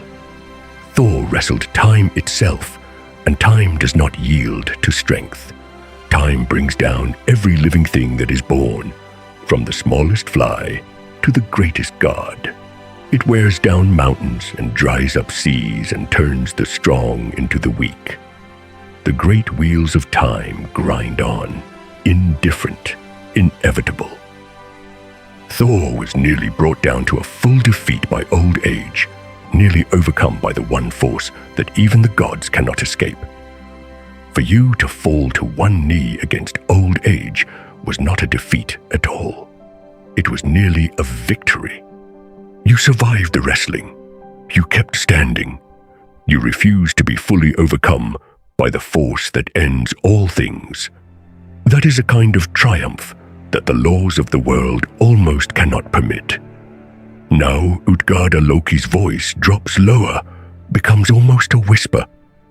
He has built this entire fortress, these trials, these illusions that masquerade as simple contests, around a single fear. A fear that Thor's power might extend further than even the giant king dares to imagine. A fear that if the god keeps pushing at the boundaries, if he keeps testing the limits of what is possible, he might break something that cannot be mended. A fear that a god meant to defend the boundary might be capable of things that threaten the very architecture of the cosmos itself. So the king has decided that he cannot let this happen again. He raises his hand, and the mist gathers around Útgarða, the hall, the giant king. The entire outward fortress vanishes from sight like a thought forgotten. It dissolves into mist and memory, into a place that exists just beyond the edge of Midgard, but can never quite be reached again, no matter how far the god travels or how hard he searches. The giant will make sure of it. the fortress is sealed away. Thor walks out of that fortress changed, still marked by the humility of the trials, still carrying the weight of defeat in his bones, but carrying also the knowledge that every seeming failure was a secret victory.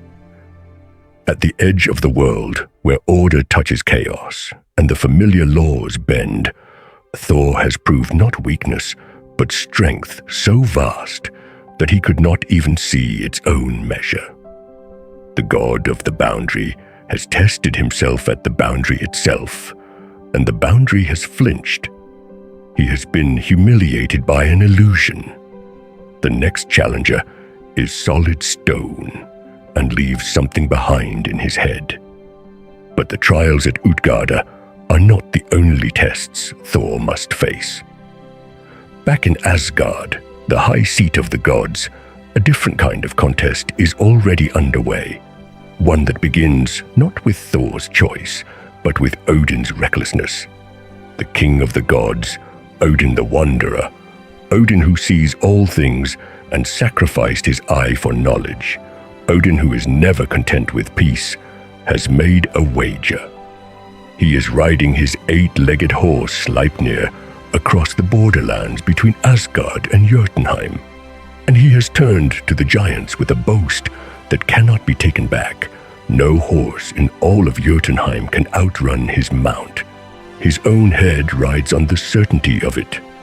A giant hears this wager. His name is Hrungnir, and he is proud. He has a horse called Gullfaxi, and he believes in its speed. Without hesitation, he swings up onto the beast and takes up the challenge. What begins as a casual boast transforms into a race with the fate of kingdoms on the line.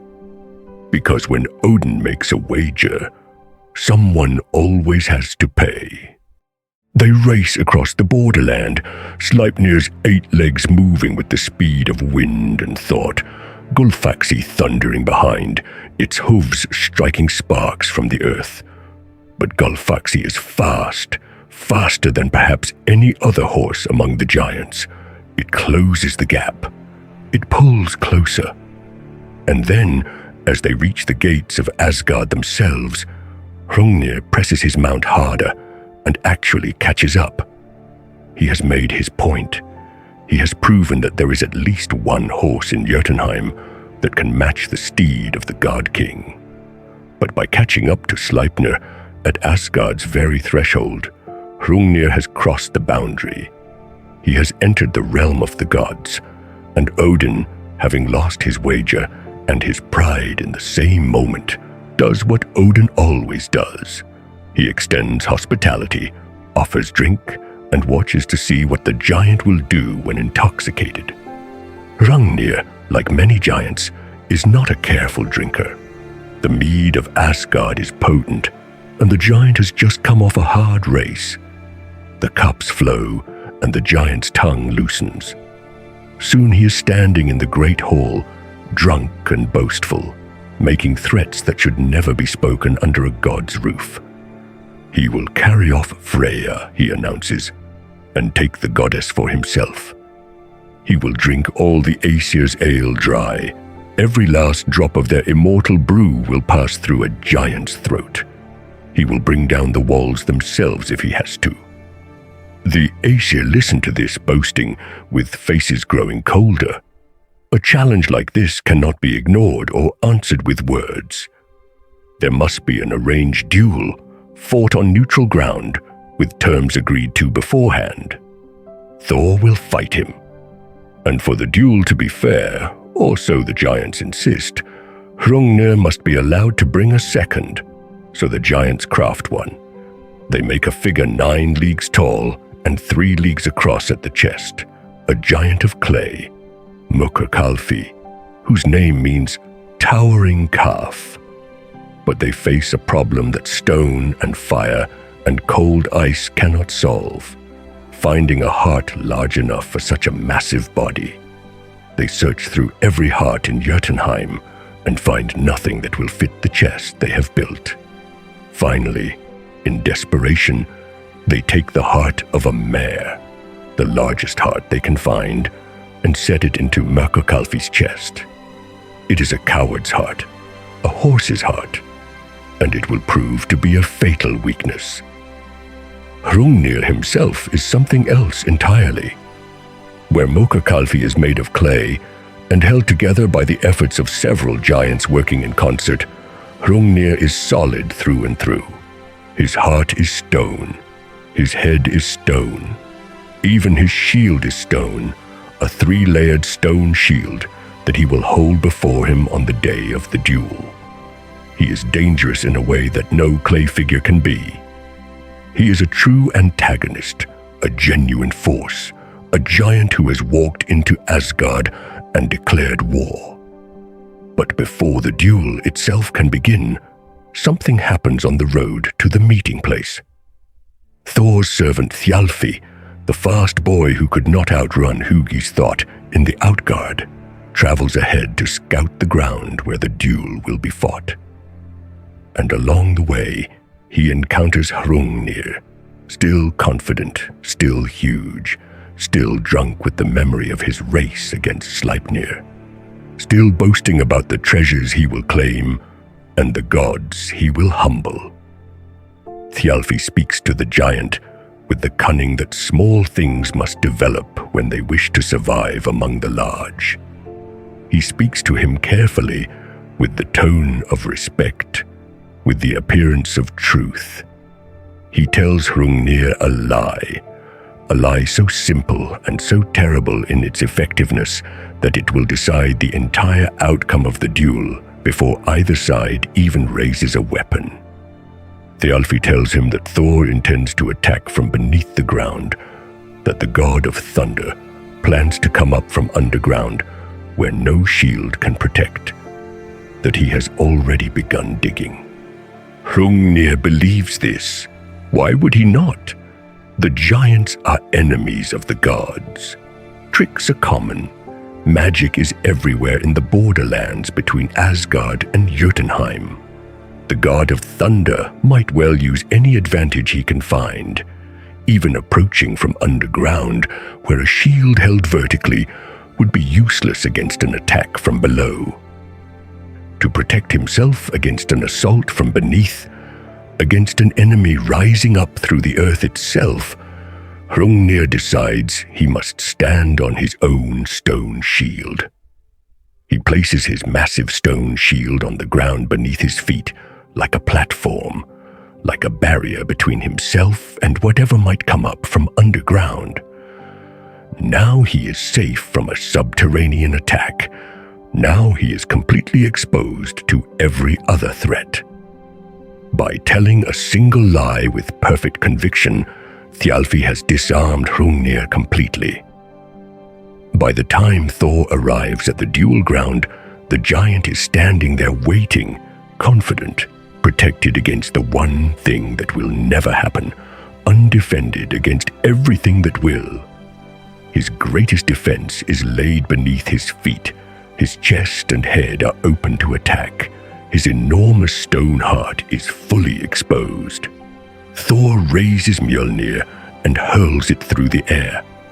The hammer strikes Hrungnir's skull. It hits him with the force of all the storms Thor has ever commanded, all the lightning he has ever thrown, all the thunder that has ever shaken the world. The stone giant's head shatters like flint struck against flint. Hrungnir falls dead. But as the giant collapses, one of his legs swings upward and falls across Thor's neck, pinning the god to the earth. None of the Aesir who have gathered to watch the duel can shift it. The stone limb is too heavy. Thor is trapped beneath it, unable to move, the weight pressing down on him. And then a small figure walks into the circle. Thor's son, Magni, only 3 years old, already tall enough to reach the giant's leg, already strong enough to notice what the assembled gods cannot manage. The child bends down, grips the stone limb, and lifts it free with a single hand. Hrungnir's leg rises away from Thor's throat. The god is released. Thor rises, shaking the stone dust from his clothes, and looks at his son with pride burning in his eyes. Hrungnir's horse, Gulfaxi, stands nearby, a prize worth claiming. The animal that outran Sleipnir for a moment, that carries the mark of its giant master's speed. Thor turns to Magni and gives the horse to him. Odin watches this and steps forward, angry that horse should have gone to him, the god of war, the king of Asgard. That was the spoil he should have claimed, but Thor's choice speaks louder than any objection. The line of Thor is already strong. A child can lift what the gods cannot move. A child can claim the spoils of war. The fence is guarded by Thor's own blood, but there is a price for victory. As Hrungnir fell and his stone skull shattered, a fragment of the whetstone that had been lodged in the giant's forehead flew free. It flew through the air and embedded itself in Thor's own skull, burying itself deep into the god's bone. Thor feels it lodge there, a sharp, hot point of pain that will never quite leave. The god returns home wounded, not mortally, but marked. He carries the stone in his head the way other gods carry scars in their flesh, as a permanent record of battles fought and survived. Back at Thor's house, his household gathers around him. Sif sees the wound, the stone fragment embedded in her husband's skull, and she knows a healer, an ancient sorceress named Groa, wise in the arts of charm and restoration, a keeper of the old magic that predates even the gods themselves. She comes to Thor and begins to work. She positions herself before him and takes a deep breath, gathering her power. She chants the old words, the runes that move stone as easily as thought moves through a mind, the incantations that were old when the world itself was young. Her power is real. Her voice carries the weight of ages.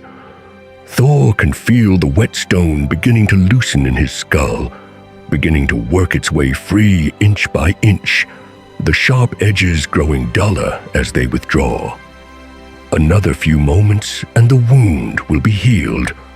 Another few moments of this chanting and he will be whole. But in his relief and joy at feeling the stone finally give way, at feeling the promise of healing so close he can taste it, Thor makes a mistake born not of malice or carelessness, but of sheer human kindness.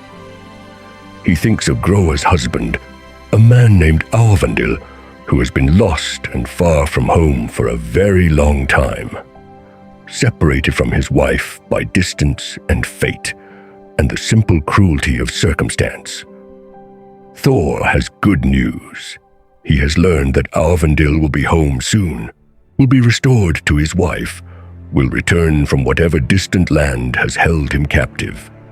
The god cannot help himself. The joy of it overflows him. He must share this news. He speaks the words aloud.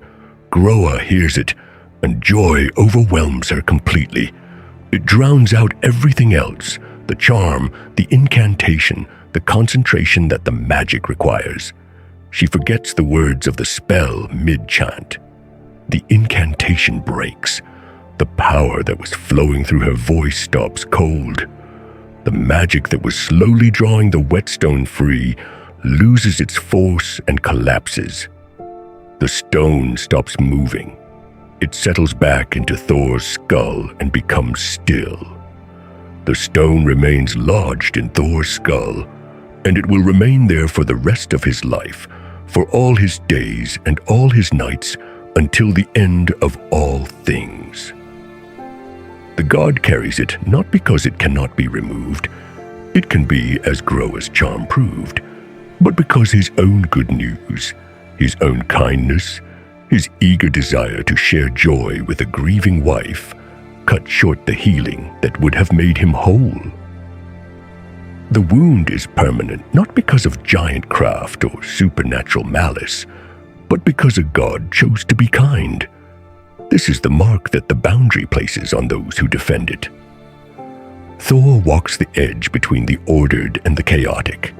He faces giants and serpents and the very forces of age and time itself. And he carries in his head, always, the stone that cost him when he thought to offer a god's wife a simple gift of hope. The wound is permanent. The god will bear it until the end of all things. The giants have stopped meeting him in the open. Now they invite him in and ask him to come without his hammer. Thor's journey to the Hall of Geirröd takes him farther outward than any of his other ventures, deeper into the territory of chaos, farther from Asgard's safety, into the realm where giants hold dominion and the old gods have no natural authority. It is a penetration into enemy territory, and the threats come immediately. This is not a raid for treasure or a rescue mission for a stolen bride. This is a journey into the heartland of Utangards itself, across the circle that usually separates the gods from the worst that the outer world contains. The river Vimur rises before him. This is no ordinary crossing, no ford that a strong wader could shoulder through with patience and measure. The current swells and froths with terrible force, and as Thor approaches the bank, the water climbs higher still, as if the river itself recognizes the god drawing near and decides to test him. The spray flies high, and the roar of the water is like the sound of a beast announcing itself. This is a river that defends the boundary. The moment is not merely physical struggle, it is the first ambush, the wilderness reasserting its claim, the boundary itself rising up against the intrusion. The crossing will decide whether Thor can penetrate into the realm of the giants, or whether the outer world will cast him back before he even reaches Geirröd's hall. But Thor does not face this alone. Before he traveled, a giantess named Gria spoke with him, a figure whose name carries the weight of caution and counsel. She is no ally of the Aesir, yet she offers him 3 treasures, 3 tools forged in the giant realm itself, and therefore inscribed with the knowledge of the forces that rule that world. She gives him iron gloves, Jarnglafar, lined with metal that does not yield to fire or impact. She gives him an iron staff, Jadstaff, a walking rod that becomes a lever and a weapon both, a tool that the giants themselves understand because they made it. And she gives him her belt, a binding that steadies and holds, that grounds him against the surging forces he will face. In the outer realm, even the god of thunder does not rely on his own strength alone. He borrows the tools of the enemy. He learns to stand at the edge by taking on the form of the edge itself, by carrying the knowledge and craft of the very forces he will have to face. Gridr's gifts are not charity. They are a secret language, a way of speaking in the voice of the outer world, so that the outer world might hear him. Thor wades into Vimur. The current grabs at him immediately, and for a moment the river seems to win. The water swells higher than before, climbing toward his shoulders, threatening to sweep him off his footing and carry him backward into chaos. The stone beneath his feet shifts. The force is immense, unthinking, deliberate. But as the river rises, Thor understands what is happening. The current is not random. There is no accident here. There is a cause. He looks upstream along the gorge, and he sees Geirröd's daughter Gjálp standing astride the narrow place, her massive form straddling the gorge like an arch, and from her, from between her legs, from her body itself, the blood flood rushes down. She's making the river swell. She is the mechanism of the threat. She is the outer world acting directly against him. Thor cries out, "Rise not, Vimur, for I must wade you into the giant's realm." The words are not a prayer or a plea. They are a command, a refusal, an assertion. The boundary may test him, but he will cross it. He will not be deterred. He will not be turned back by a river, even a river that is alive with hostile intention. And then, swift as thought, he scoops up a stone from the riverbed, heavy, cold, real, and hurls it upstream with all the force in his arm. It flies through the spray and strikes Gjálp directly, and the impact throws her off balance, and the bleeding slows, the swelling ceases. The river begins to recede. The boundary loosens its grip. He drags himself the final yards to the far bank, exhausted and near defeat, and grips a rowan tree growing there, hauling himself up and out of the water by the roots and trunk. The tree holds him. The living wood of the far side holds him when the boundary tries to cast him out. Later, when skalds and storytellers repeat this moment, they will say that this is why the rowan tree is called Thor's salvation, because it literally becomes the thing that holds him when everything else is trying to pull him back into chaos. Across the river now, inside Geirrödr's hall, the giant offers him a seat. Thor, dripping and exhausted from the crossing, muscles tight with cold and the effort of holding his footing against the flood, accepts. He sits in a high chair, a seat of honor, or so it seems. It is warming to sit down. It is warming to imagine that the journey has progressed, that the crossing is behind him. But the moment his weight settles, the chair lurches upward. It does not lift smoothly or slowly, like a courteous gesture. It accelerates toward the rafters above with sudden, violent force. Thor looks up in that instant and sees the stone ceiling rushing down to meet him. He realizes in that same moment that he is not being honored, he is being ambushed. This entire hall is a trap. The furniture is a weapon. Geirrödr's daughters are beneath the seat, their hands on the chair's frame, their strength pushing it upward with the intention of crushing him against the beams and stone, of breaking the god like a thing made of flesh instead of divine power. But Thor has Gridr's staff. He reaches up, braces it against the roof beams above him, and then he drives his own weight downward with the strength of a god who has spent his life holding boundaries and turning back threats.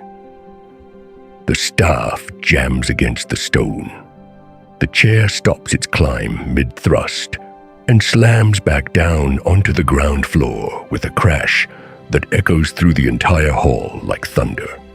The impact is absolute. And there, crushed beneath the chair, are Gjálp and Greip, Geirrödr's daughters, both with their backs shattered, both dead. The ambush within the house, two daughters trying to kill the god from below, using the furniture itself as a weapon, using hospitality itself as a cover for violence. The boundary asserting itself even inside the walls. The outer realm has eyes. It has hands. It has daughters who will kill you if you sit down to rest. Now Geirrödr himself stands.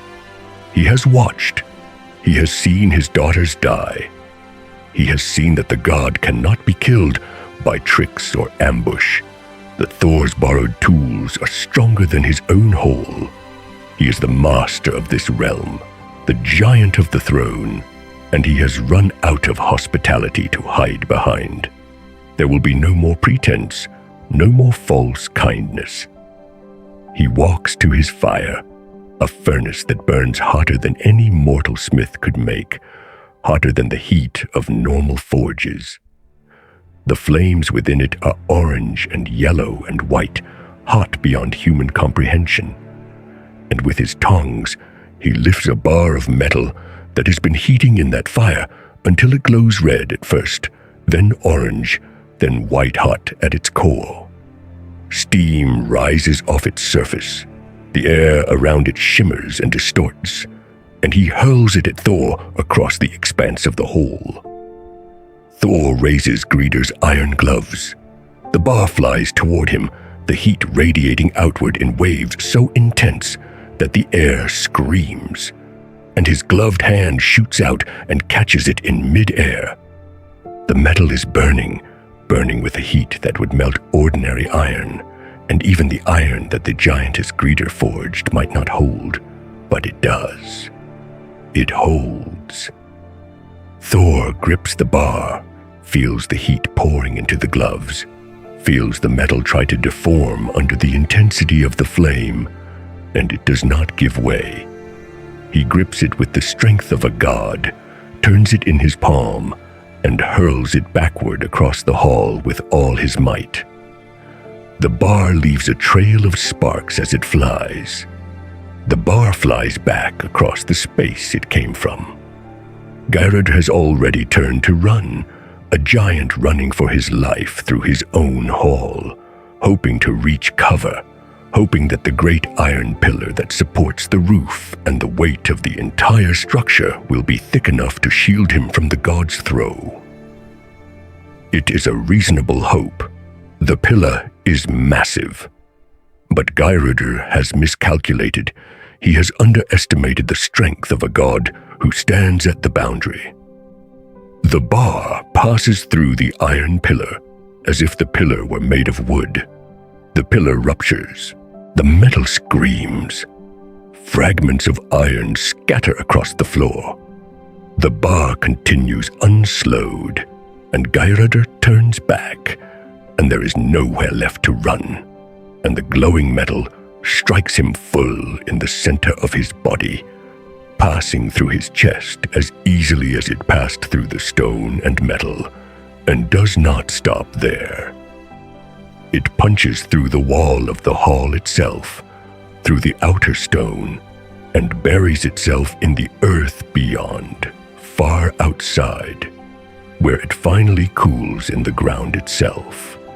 Geirröd lies dead in his own hall, killed by his own weapon, thrown by a god in iron gloves that belonged to a giantess, a god who learned to cross rivers and break chairs and catch burning metal, because he understood that to stand at the edge of the world, one must take on the knowledge of the world's edge itself.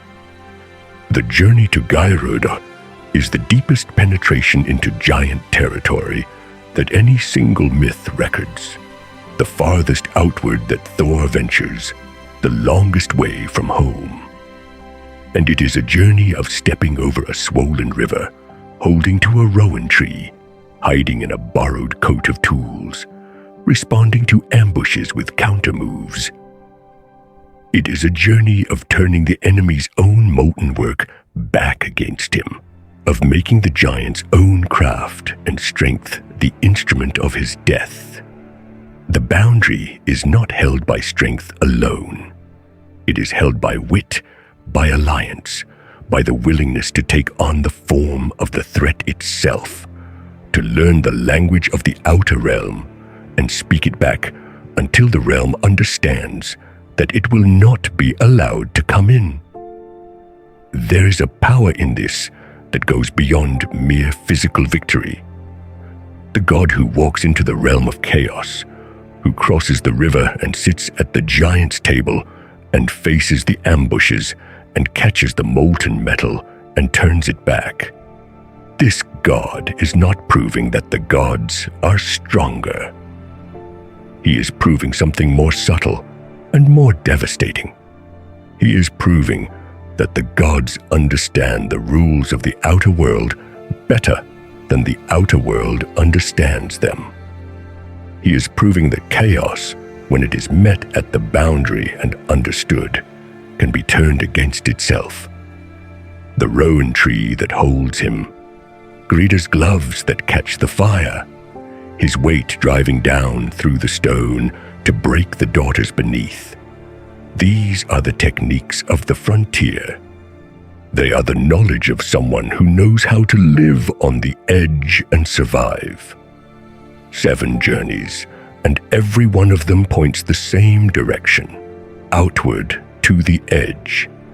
It is time to ask what he was actually doing out there. If we step back from the myths themselves and ask what they are about, what they are doing, what function they serve in the stories the Norse told about their own world, a pattern emerges. It is a pattern so consistent, so deliberate, that it cannot be accident. It is the skeleton underneath the flesh of every tale. It is the logic that holds all these stories together. Thor's adventures are not tales of conquest or rule. They are not stories about a god who went out and built something, or created a kingdom, or established a law or a dynasty. They are not political narratives. They are not the kind of stories that Odin appears in. The stories about power and kingship and poetry and wisdom won through sacrifice. Instead, Thor's stories are stories of one thing again and again, repeated until the pattern becomes unmistakable.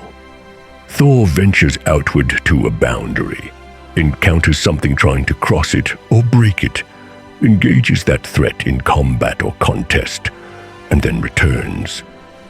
The serpent waits in the ocean at the edge of the world, coiled in the deep, growing so large it touches the sky. The giants dwell beyond a rimming wilderness, in the realm of stone and fire and chaos.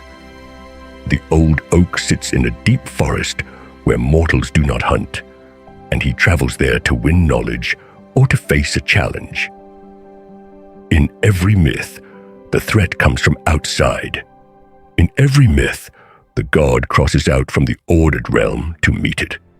In every myth, he does battle or struggles, and then he returns home.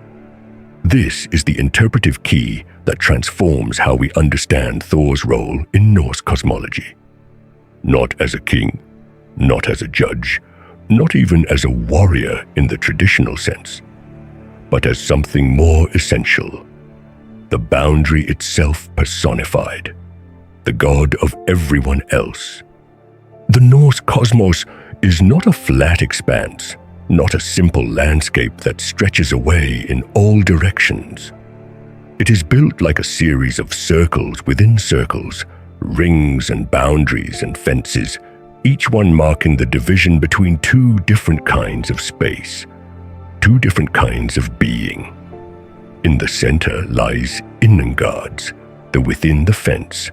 This is the world of order, of law, of human settlement and the dwellings of the Aesir, of the known and the governed and the lit.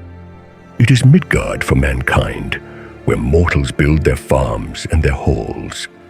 It is Asgard for the gods, where they dwell in their golden halls and decide the fate of the 9 realms. It is lit and governed and known. Beyond this, forming a complete circle around it, lies Utangards, the outside the fence, the realm of chaos, of giants and monsters, of entropy and age, and the forces trying always to wear down the center, to penetrate inward and overwhelm what the gods and men have built. The Norse built this cosmology to map the world they lived in. They understood the landscape around them through this framework. Every Icelandic farm had an Innangards and an Utangards, the cultivated land, the fenced pasture, the built and ordered place where the family held sovereignty, where the law was known and the boundaries were marked and defended, and beyond it, the wilderness, the mountain, the moorland where no one was in control, and strange things walked, and the old rules did not hold. The cosmological structure mirrors the real landscape, the sacred mirrors the lived. And in that landscape, Thor's role becomes visible. He is the god who stands at the fence. He is the thing that keeps the 2 apart. He is not dwelling in safety within the ordered realm. He is standing in the space between. Midgard itself is built as a defended space, and this is not accidental. It was created from the slain body of Ymir, the primordial giant, the chaos force that existed before the gods took form. And when the Aesir killed him and made the world from his flesh, they wrought a boundary around that world as a protection. The boundary is the blood ocean, a ringed barrier of salt water and depth, a wet wall that the giants cannot easily cross, though they are always trying. The gods built their own realm in Asgard, the realm of the Aesir, a place of gold and eternal life, connected to Midgard by the rainbow bridge Bifrost. But Bifrost itself is a boundary, a place where only certain beings can pass. And Midgard itself is the fenced world, the place that must be held, that must be guarded against incursion and against age. And Thor is the god appointed to that holding. This is not a role he was born to. It is not a position he inherited. It is the work he does day after day, the labor of the boundary keeper. The texts themselves confirm this in the most direct way. The ancient skaldic poem, Þorstrapa, composed in the 10th century, 500 years before Snorri Sturluson ever put pen to parchment, explicitly names Thor as the defender against Jormungandr, the Midgard serpent, the world serpent, the thing coiled in the ocean at the boundary, at the edge of the known world, growing so large that it touches its own tail and threatens one day to release itself and rise up and drown all things. Thor is the god whose specific task is to stand against that. In the prose accounts of the Norse gods, in every text we have from every era, Thor is called again and again the guardian against giants, against monsters, against the threats that push from outside, that test the boundary, that try to come in. He is not Odin, the king god who counsels and commands from his throne in Asgard. He is not a sky father ruling over nature. He is the daily protector, the god of everyone else, because he is the one standing at the line that everyone depends on. He is the god of the farmer and the laborer, and the person without power who needs to know that someone is holding the boundary while they sleep.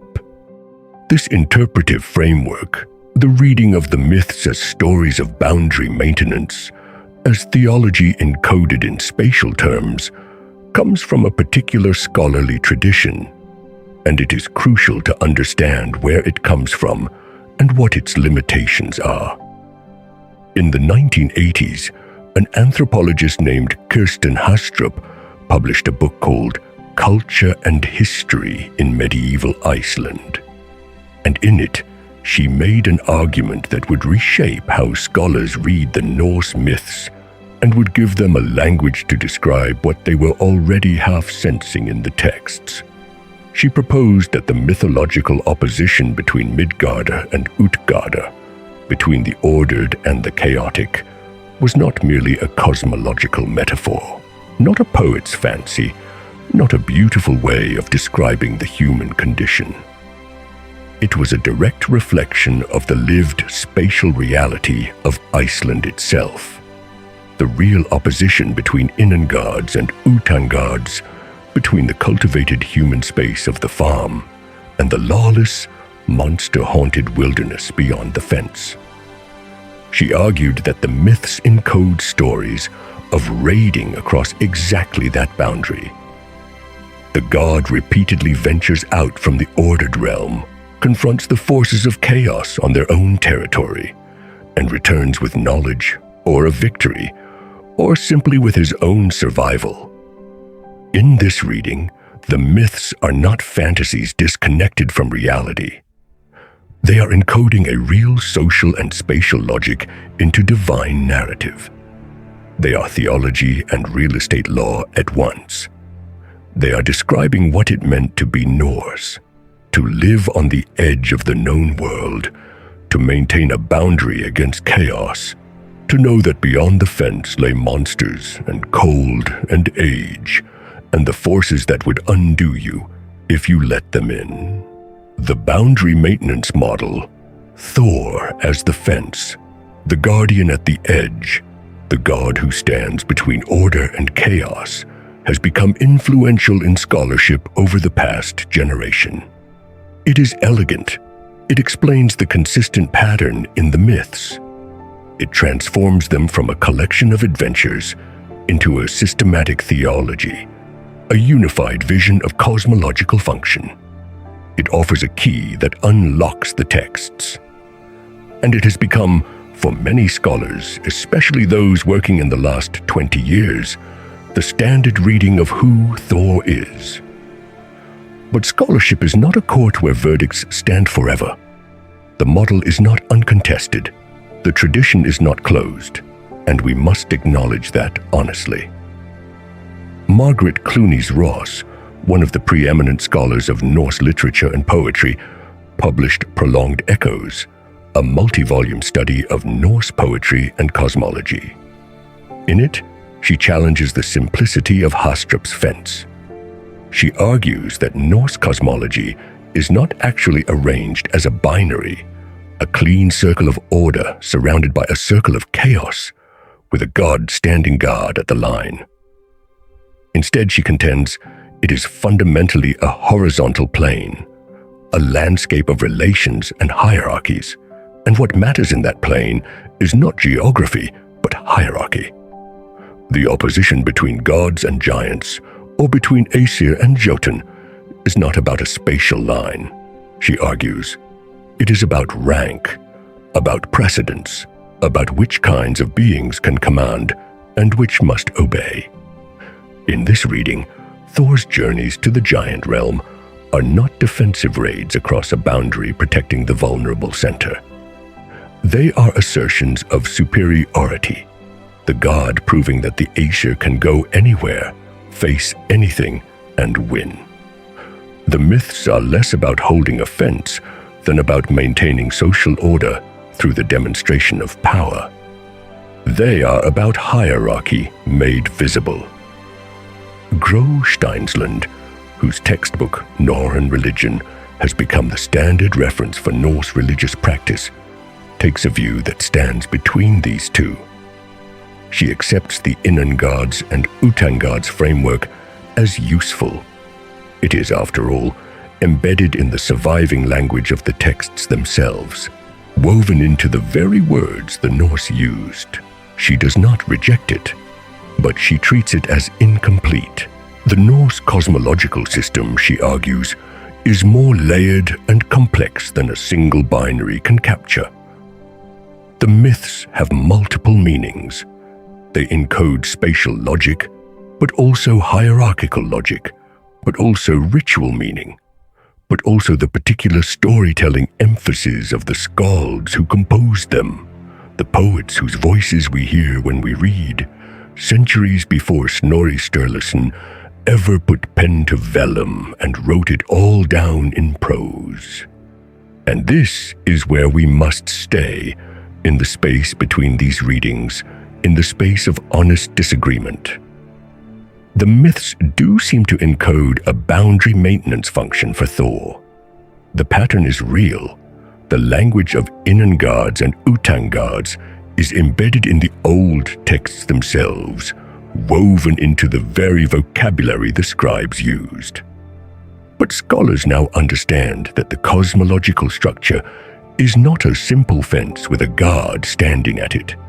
It is a complex, contested space where multiple meanings live at once, where different interpretations can hold simultaneous truth. Þór can be both the defender of a boundary and an assertion of divine superiority. The myths can be about both spatial protection and hierarchical rank. Hastrup's model gives us a powerful entry point for understanding what Þór is doing, a way to make sense of why all his stories are about crossing out and coming back, about facing threats at the edge. But Clunies-Ross and Steinsland remind us that the full truth is more complicated, that the cosmos, as the Norse imagined it, had depths that a single interpretive model cannot exhaust. Thor stands at the edge. That much is certain from the texts. That much is undeniable.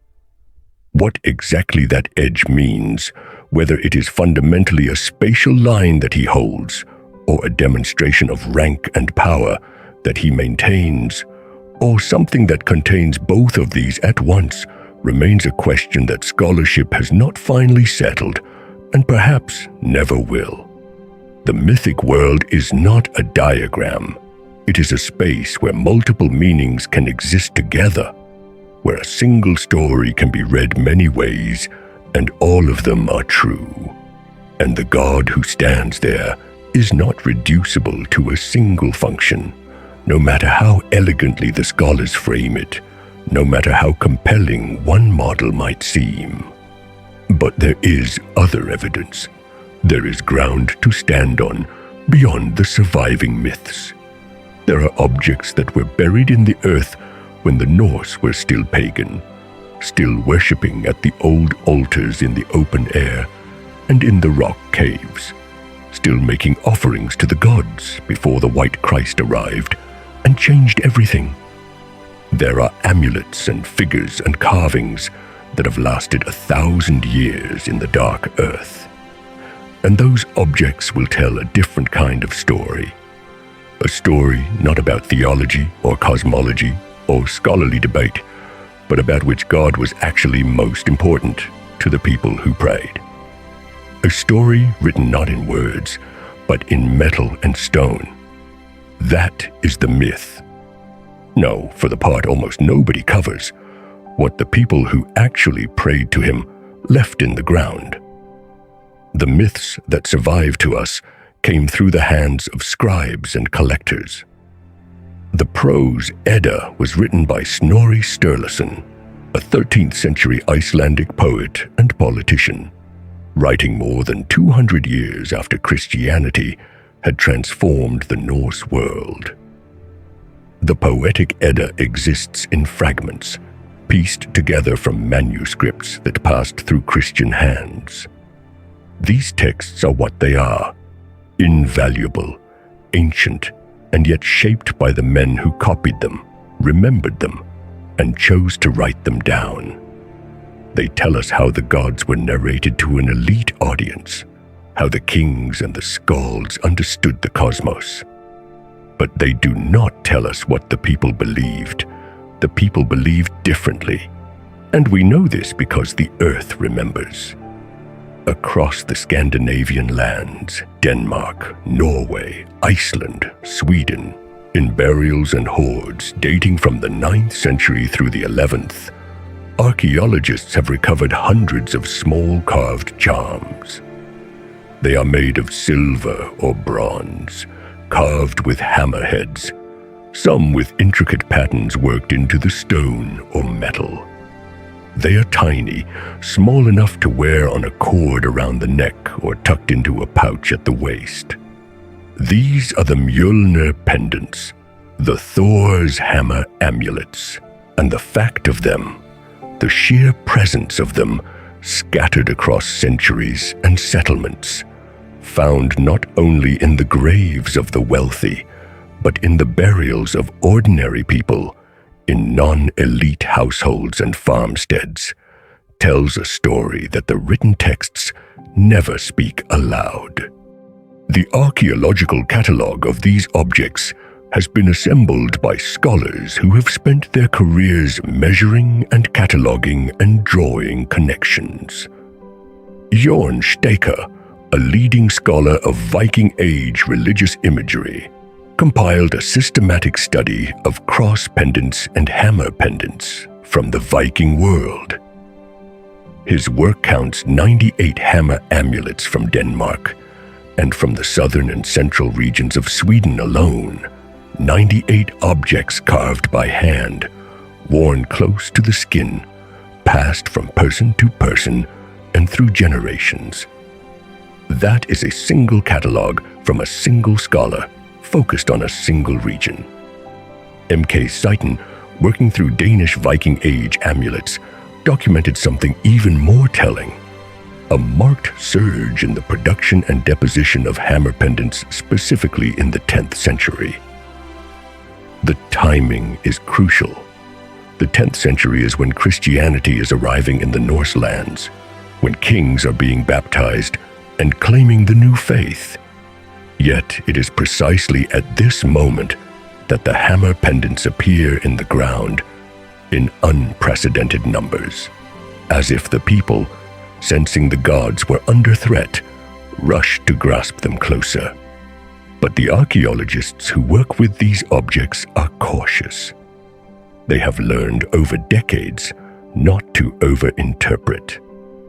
Amalis Fuglesang, another major scholar of Norse religious art, notes that it is genuinely difficult to distinguish a genuine cult amulet from a purely decorative pendant, or from a general protective charm with no religious intention at all. A hammer-shaped piece of metal proves that someone valued the symbol enough to wear it, but it does not prove they were praying to Thor every morning.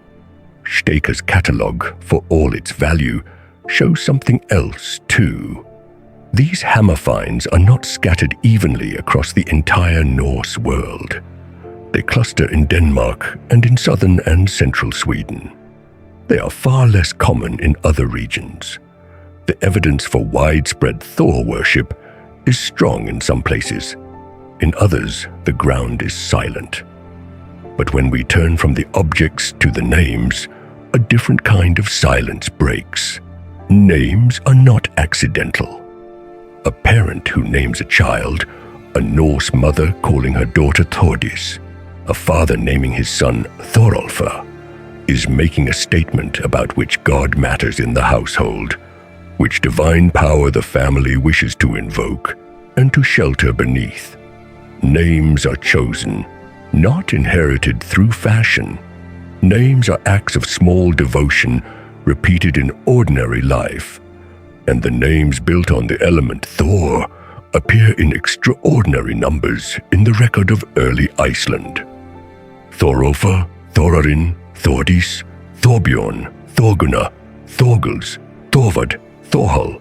The variants are almost without end, and they are conspicuously frequent in the Landnámabók, the Book of Settlements, and scattered through the Icelandic sagas, where the settlers and their descendants are named and their deeds recounted. These are not the names of kings or warriors of legendary fame, though some bear those titles, but of ordinary people making a life in a new land, farmers, settlers, priests of small temples, and their children and grandchildren.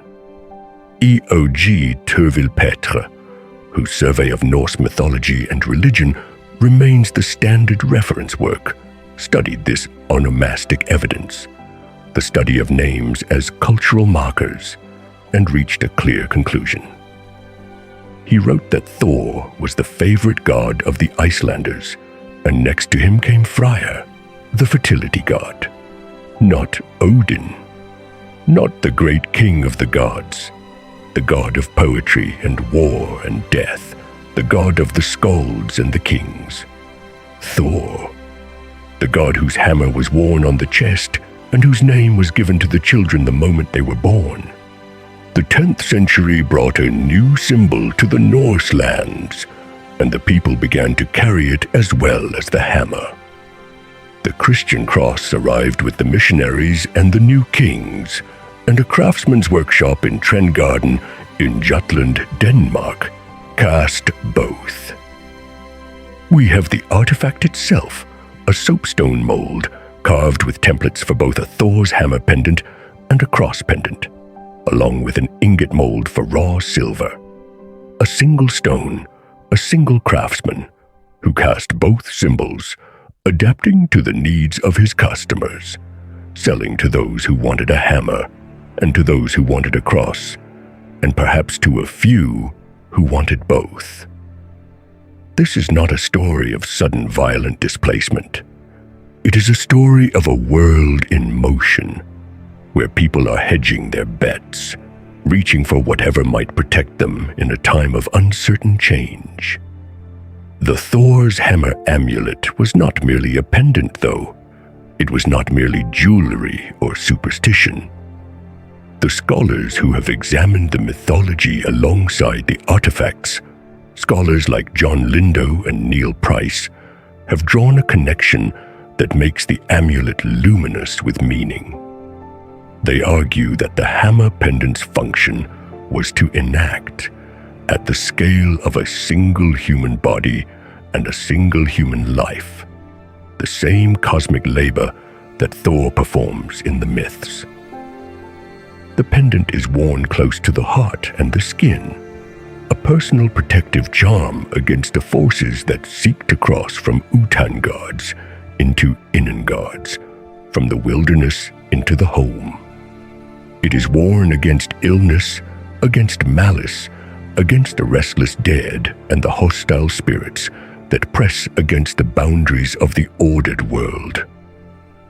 The amulet is a warding, a boundary guardian on the body, and Thor himself, as the myths tell, is the thing that stands at the edge of the ordered world and beats back what is trying to come in.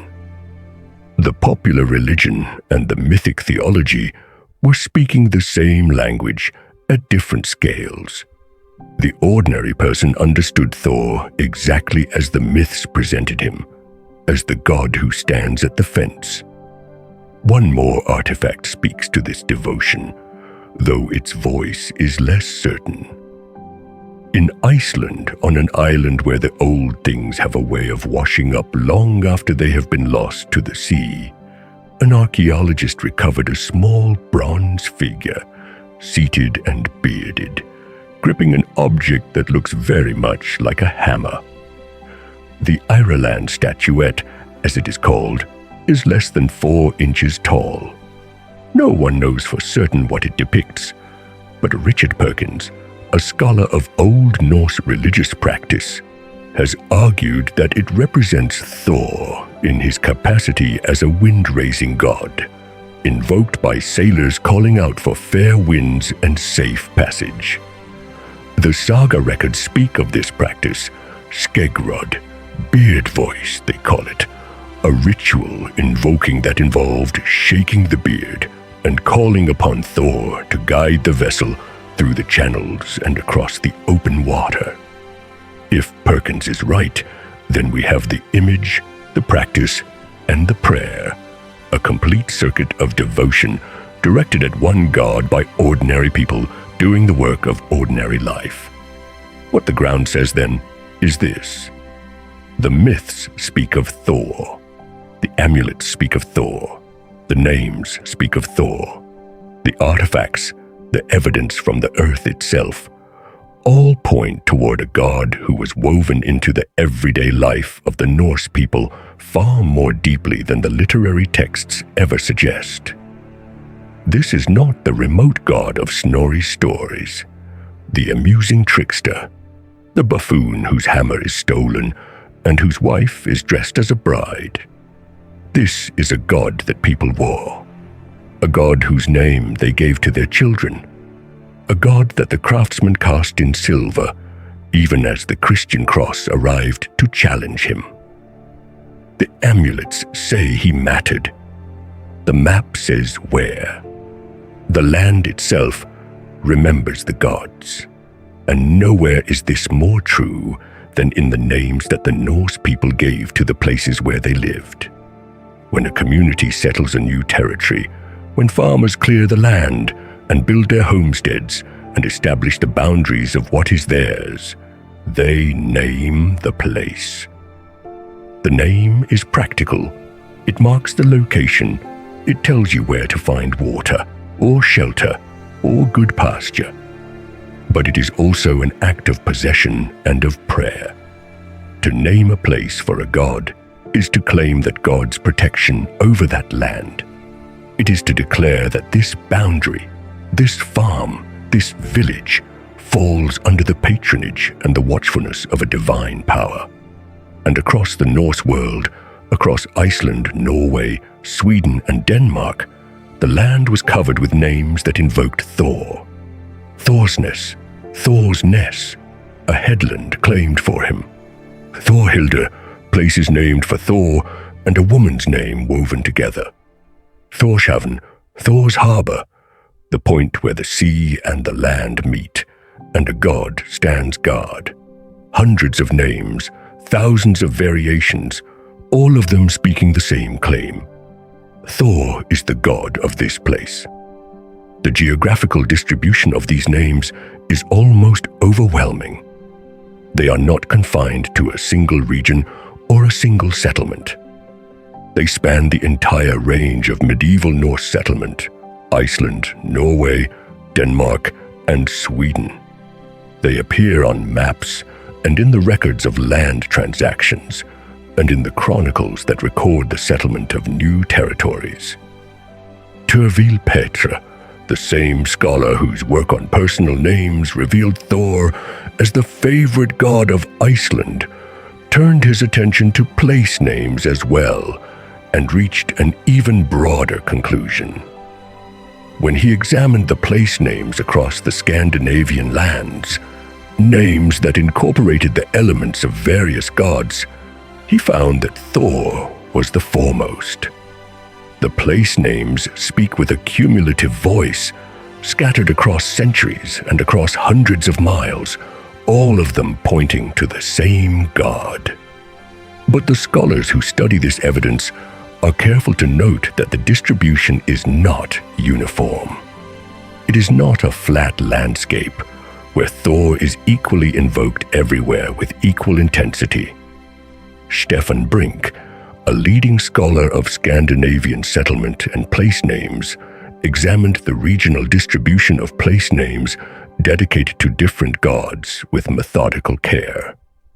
He found that Odin place names are concentrated almost exclusively in Denmark. Ular and Freya place names cluster in the Svea-dominated areas of Sweden and around Viken in Norway. Tyr place names are strong, specifically in Denmark.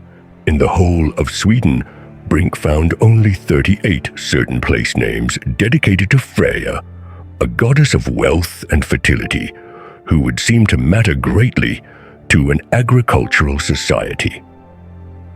These are not the findings of a scholar trying to make a controversial argument. These are the simple, methodical results of examining every recorded place name and mapping where the evidence actually lies.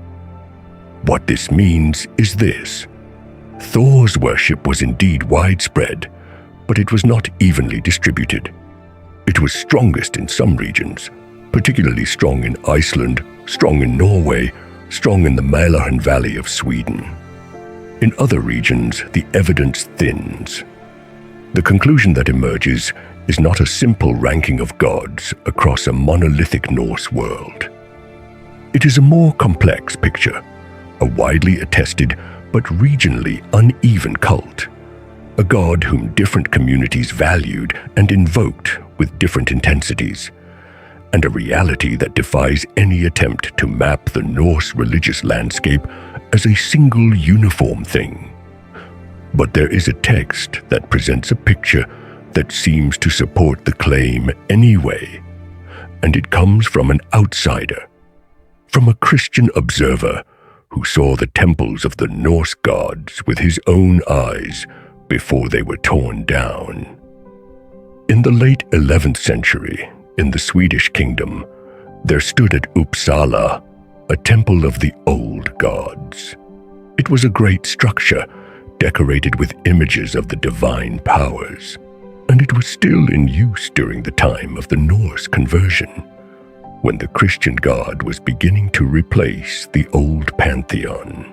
A German monk named Adam of Bremen, who lived in the 11th century and never saw the temple himself but learned of it from those who had, recorded a description of what the temple contained. He wrote that within the temple stood 3 idol statues. In the center, holding the place of highest prominence, was Thor. To his left was Odin. To his right was Freya. This is, it should be said, an extraordinary line of evidence. It comes from a hostile source. Adam was a Christian and opposed to the Norse pagan religion.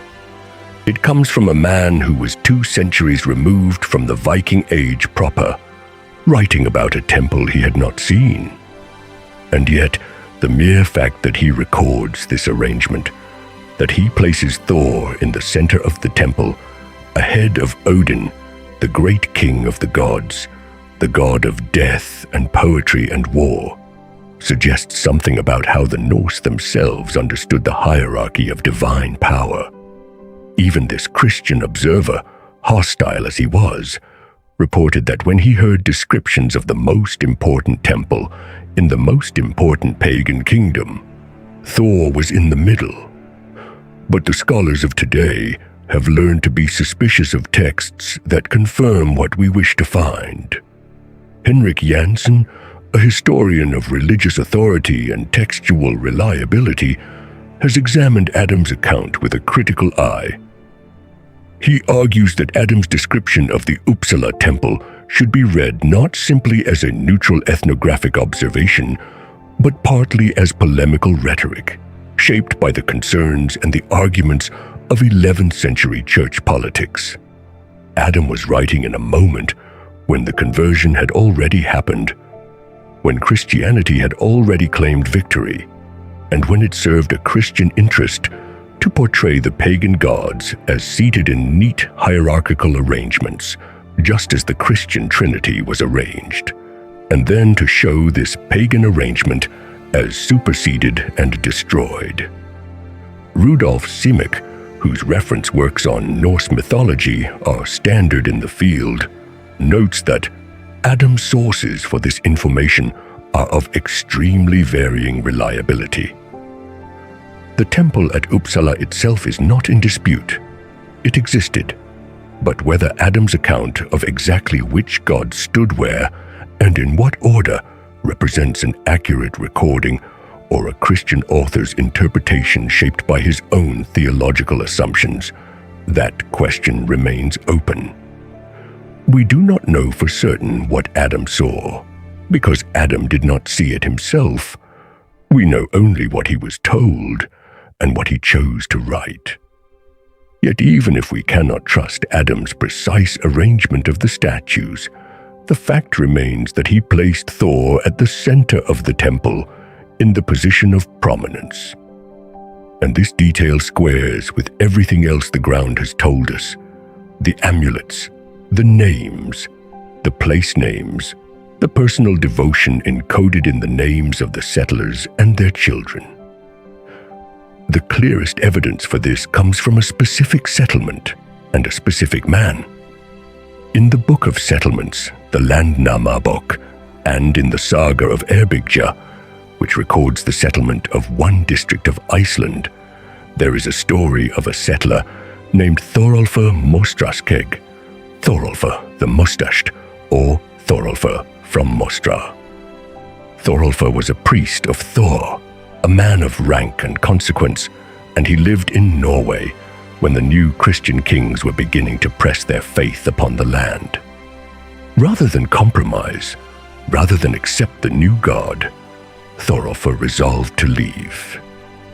He went to his temple, to the sacred place where he served Thor, and he took the 2 high seat pillars, the wooden supports that held up the roof and bore the weight of the sacred space. One of these pillars was carved with an image of Thor himself. Þórólfur loaded these pillars onto his ship. He loaded his family, his livestock, his goods, and as he sailed west toward Iceland, out into the open ocean, he cast the pillars into the sea. He threw them overboard. He committed them to the waters, and he prayed to Thor to guide them, to show him where to land, to lead him to a place where he and his household could serve the god freely, without the pressure of kings and the threat of conversion. The pillars washed ashore. when Þórólfr reached the coast of Iceland and sent out his men to search the coast, they found the pillars in a headland, a place where the land juts into the sea. Þórólfr named the place Þórr-names, for the god had guided the pillars there, had chosen this place. He built a new temple to Thor at Þórr-names. And crucially, it was at Þórr-names that Þórólfr established the assembly grounds, the place where the community would gather for law, for justice, for all the collective business of the settlement. The temple and the place of law were one. The god and the governance of the community were bound together. This is a specific story recorded in the sagas, and it may not be entirely factual in its details. But it is the kind of story that people told about themselves, the kind of narrative that encoded what mattered. A priest of Thor, unwilling to abandon his god, carries the god's image across the sea. The god guides him to a place. He establishes a settlement. He builds a temple and a place of assembly. And all of it revolves around Thor, around the god's agency, the god's power to direct human settlement and to oversee the law. This is what the place names meant. This is what the amulets meant. This is what the personal names meant, inscribed in the generations of settlers and their descendants. The accumulated weight of small acts, a parent naming a child Thor something, a craftsman casting a hammer pendant, a community choosing to call a valley or a headland by Thor's name, these acts built a landscape that was organized around a single god. A god who stood at every boundary, who guarded every threshold, who was invoked by the ordinary people every day, not in the grand poetry of the skalds, but in the quiet, constant practice of devotion that is the true religion of any people. The texts told stories for an elite audience, but the ground tells a different story. The story of what the people believed and whom they feared, and whom they counted on to hold the line between order and chaos, between home and the wilderness, between the living and what waits at the edge. Then another god arrived wearing a cross, and for a while, the two of them were cast from the same mold. When Christianity arrived in Scandinavia, it did not erase the hammer overnight. There was no single moment when pagan became Christian, no year zero after which the old faith vanished. The archaeological record tells a story the texts deliberately obscure, a period of genuine, protracted coexistence, not conquest, but competition, not replacement, but overlap. And the ground itself holds evidence of craftspeople who served two faiths at once, who lived in the space between one world and another, and who profited from the confusion. On the island of Bornholm, in the Baltic off the coast of Denmark, archaeologists have excavated soapstone molds from the 9th and 10th centuries. These are the dies, the casting templates, that smiths pressed into clay and sand to pour their treasures. Metal vessels, jewelry, amulets meant for the throat and the wrist. These molds are the signature of the craftsman's trade. And here is where the conversion becomes visible in stone. Many of these molds carry not one image, but two. On the same piece of soapstone, a craftsman had cut a negative die for a hammer amulet on one side, and on the reverse, a cross pendant. The same stone served both purposes. The same hand that cast Thor's symbols also cast the Christian gods. The same workshop that fed the old faith fed the new one. The craftsman was not choosing. He was hedging. He was following the market. Imagine that workshop, a smith with steady hands and a knowledge of the stone, cutting into soapstone with patience and precision. He understands the grain. He knows how deep to go, how to make the die retain its sharpness through dozens of pores. He has customers on both sides of the conversion. An old farmer still wants a hammer to wear at his neck, wants it for the storms and the cattle and the years ahead.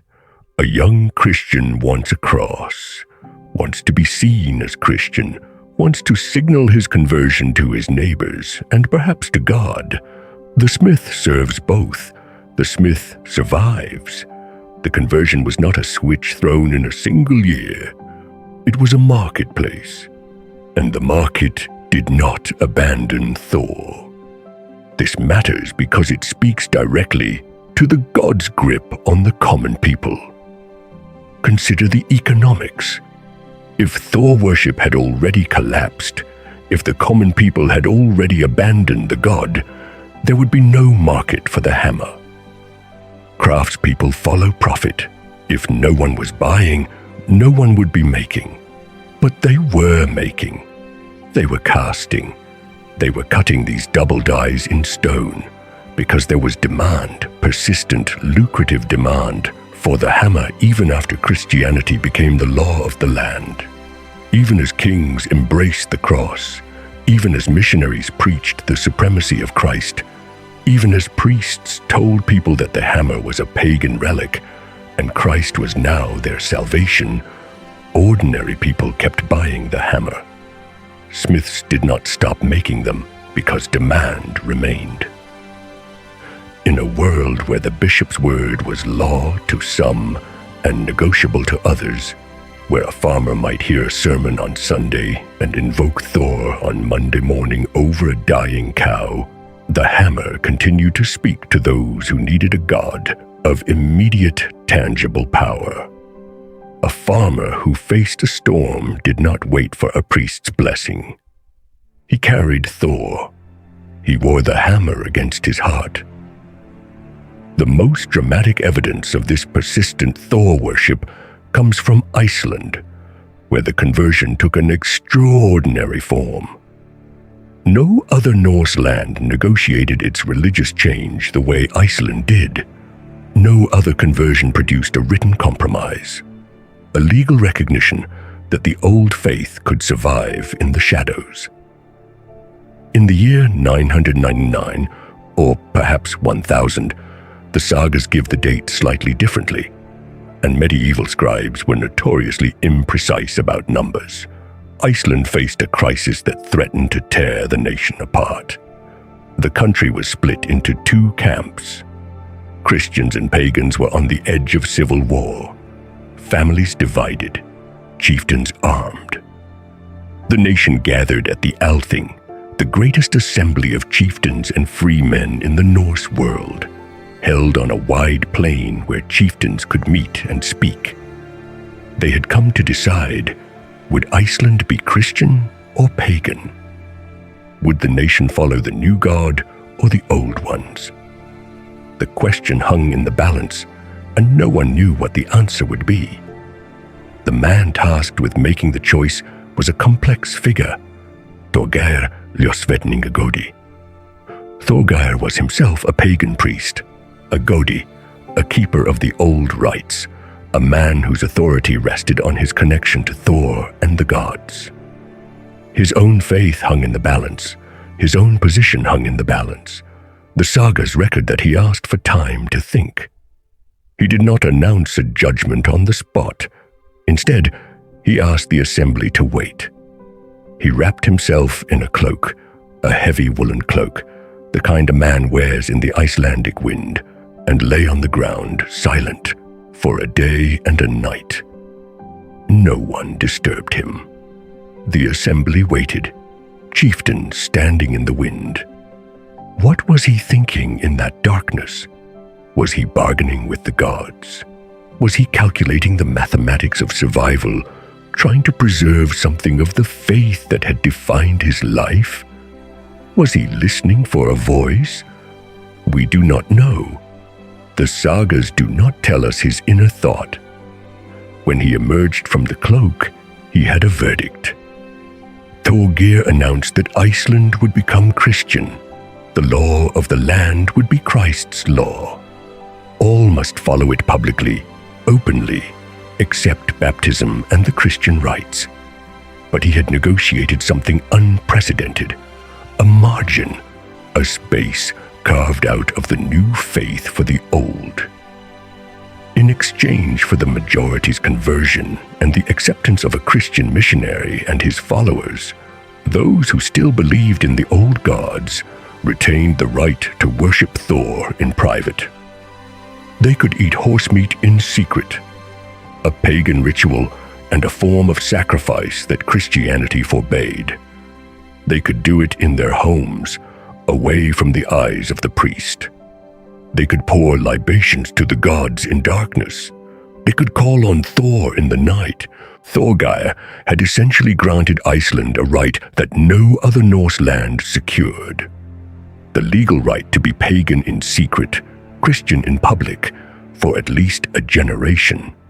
The law did not hunt you down. The law did not demand you burn your amulets. The law said, believe in Christ in the assembly hall. Believe in Thor at home. This compromise is the architecture of religious reality. It did not abolish Thor worship. It drove it underground.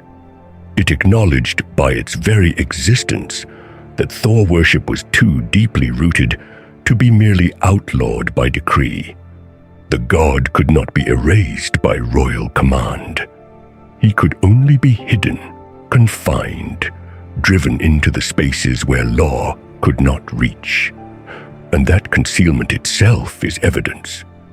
When a population must be granted the legal right to worship a god in secret, when a conversion requires exemptions and shadow worship clauses, it testifies to the god's power over them. It testifies to the depth of his hold on the common imagination. Across the Norse lands, the missionary period was marked not by the sudden triumph of Christianity, but by direct contests, trials of power, spectacles of conversion, public confrontations between the old faith and the new. These contests are recorded in the sagas, stylized, yes, dramatized for effect, shaped by the hands of Christian scribes who wrote centuries later in monasteries. But the fact that such contests appear in the record at all tells us something crucial about the lived conversion. The missionaries did not arrive to find a populace already half-converted, already embarrassed by their gods, already ready to embrace Christ. They found resistance. They found defenders. They found that conversion required force, or at least the theatrical display of force. Kings like Olafur Tryggvason and Olafur Haraldsson actively suppressed Thor worship, using their royal authority and sometimes their swords. They challenged pagan priests to magical contests, trials of power designed to prove that Thor was either impotent or non-existent, that his priests were frauds and charlatans. The fact that conversion-era kings felt compelled to stage these contests, to demolish temples, to shatter idols in public spectacles, to hunt down priests and force recantations, suggests that Thor had advocates. He had organized defenders. He had priests who would not yield without a show of superior force. He was not going gently. One of the most vivid of these tales comes from the valley of Gudbrandsdalr in Norway. A great lord named Dala Gudbrandr ruled there, and his people had long worshipped a colossal image of Thor. The statue was said to be carved of wood, monumental, towering above the people who came to pray. In the god's hands was a hammer, the god's own symbol, carved in wood. When King Olafur Haraldsson, a zealous Christian king, moved to convert the valley, Gudbrandr and his people resisted. They refused baptism. They refused the cross. The conflict came to a head in a confrontation. Olafur's retainer, a man called Kolbein the Strong, used a moment of distraction to smash the idol with an axe or a staff. The sagas do not specify the weapon, only that it shattered. And here is where the saga grows grotesque and shocking. As the statue shattered, vermin swarmed out of it, worms, insects, filth, the accumulated rot of ages spilling from the hollow interior of the god's wooden body. The saga presents this as proof, as miracle. The god was hollow. He was nothing but wood and decay. The valley saw it and believed and converted. This story carries all the marks of Snorri Sturluson's hand. The 13th century historian who recorded it had a taste for the dramatic, the hagiographic, the proof through spectacle and grotesque imagery. It is not verified history. It is not archaeology. It is not a contemporaneous account. But it is a tale shaped by real events, compressed and theatricalized for effect, made more vivid and more pointed than what actually occurred. And what it reveals about the conversion is instructive. The conversion was not passive consensus. It was not a slow drift. It involved iconoclasm. It involved breaking things. It involved the active destruction of temples and idols. It involved convincing people that what they had believed in was false or powerless. You do not break monuments unless the monuments matter. You do not have to destroy what no one values. You do not need to stage contests to prove that something is already dead. The Bornholm molds and the Iceland Compromise and the shattered idols tell the same story running through all the conversion evidence. Thor worship was not a luxury belief, not a philosophical position held by a few scholars. It was not the province of kings and poets alone. It was the religion of people who needed an immediate god, a god who could be carried, invoked, and relied upon in the ordinary crises of life. A farmer facing a storm, a woman giving birth, a child with fever, a merchant on a dangerous voyage. These people called on Thor, and when that god's worship was forbidden, people did not immediately forget him. They hid him. They kept the hammers in secret. In Iceland, they negotiated a legal right to keep him. Across Scandinavia, craftspeople kept casting his image even as Christianity took hold of the law and the throne. The conversion did not replace Thor. It displaced him. It changed the spaces he occupied, from public temples to private homes, from the law speaker's pronouncement and the priest's blessing to the farmer's prayer in darkness. And the very fact that the new faith had to drive him from these public spaces, had to forbid his worship, had to shatter his images and stage contests to prove his powerlessness, is itself evidence of his power among the common people. A god that no one believed in would have needed no prohibition. A god that everyone had already abandoned would require no missionary contests, no iconoclasm, no legal exemptions negotiated at the Althing. The very violence required to suppress Thor worship is evidence of how deep his roots ran. All of it points one direction, and it contradicts almost everything the stories alone would tell you. Here is the central argument. Here is where all the evidence converges. The hammers in the earth, the names in the genealogies, the places on the map carved into 4 countries, the words of Adam of Bremen, the Bornholm molds, the Iceland Compromise, the missionary contests, all of it points to a single, uncomfortable conclusion. It inverts what every reader of the Eddas, every scholar of Norse mythology, has assumed for centuries. The texts tell us that Odin is supreme. Odin is the All-Father, the Lord of Lords. Odin rules from Asgard, surrounded by his sons, his ravens, his infinite knowledge.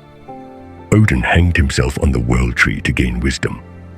Odin is the god of war and poetry and the mysteries. The texts give us the poetry of divine hierarchy, and in that hierarchy, Odin sits at the apex, uncontested, unchallengeable. But the ground says something else. When you examine the personal names in Iceland's medieval genealogies and settlement records, the Landnámabók, the great book of settlements, and the family sagas that trace lineages back through the centuries, you find a pattern so pronounced, so overwhelming, that it cannot be accident or coincidence. Names compounded with Thor appear with such frequency that they dominate the entire onomastic record. Þorulfa, Þorwulf, Þórarinn, Þormann, Þórdís, Þorwoman, Þorleifur, Þórður, Þorvard, Þorgils. The variants are nearly infinite. They saturate the genealogies. A settler naming his son, a mother naming a daughter, a farmer naming his wife. In 10th century Iceland, if you gathered 100 people at random and asked their names, how many would carry the mark of Thor? It would be more than carried the mark of Odin, more than Freyr, more than Heimdallr or any other god. The god's name was so ubiquitous, so ordinary, that it became almost generic, like calling your son James or your daughter Mary in a Christian medieval village, a name that was pious because it invoked the divine, and expected because it was what everyone did. In oral cultures, names are never casual. They encode belief. They carry prayer. They are an act of consecration. When a parent names a child, that name is an invocation, a hope, a blessing, a petition to the divine, an assertion of the child's connection to the god. A 10th century Icelandic farmer who named his son Þorulfa was not making a literary choice. He was not quoting from the Eddas or showing off his knowledge of mythology.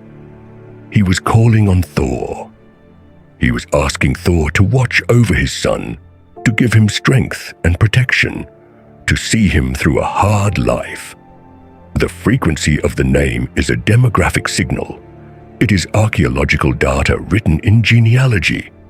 It tells us whom the people, not the poets in their halls, not the kings in their courts, not the elite who read and wrote, but the vast majority of ordinary people believed in and called upon. The name evidence is only one piece in an accumulating argument, but it sits alongside all the other pieces we have gathered. The hammer amulets in hundreds of Viking Age burials, worn at the neck in death as they were worn in life. The Thor place names spread across 4 countries, Denmark, Sweden, Norway, Iceland, in patterns Turvilpetra and later Brink, have carefully mapped. The Bornholm molds evidence that craftspeople made both hammers and crosses because both were still in demand. Adam of Bremen's report from his visit to Uppsala in the late 11th century, when he saw the pagan temple there, he saw 3 images standing in the temple center, Odin on one side, Freyr on the other, and Thor in the middle. Thor stood in the center position, the place of central importance.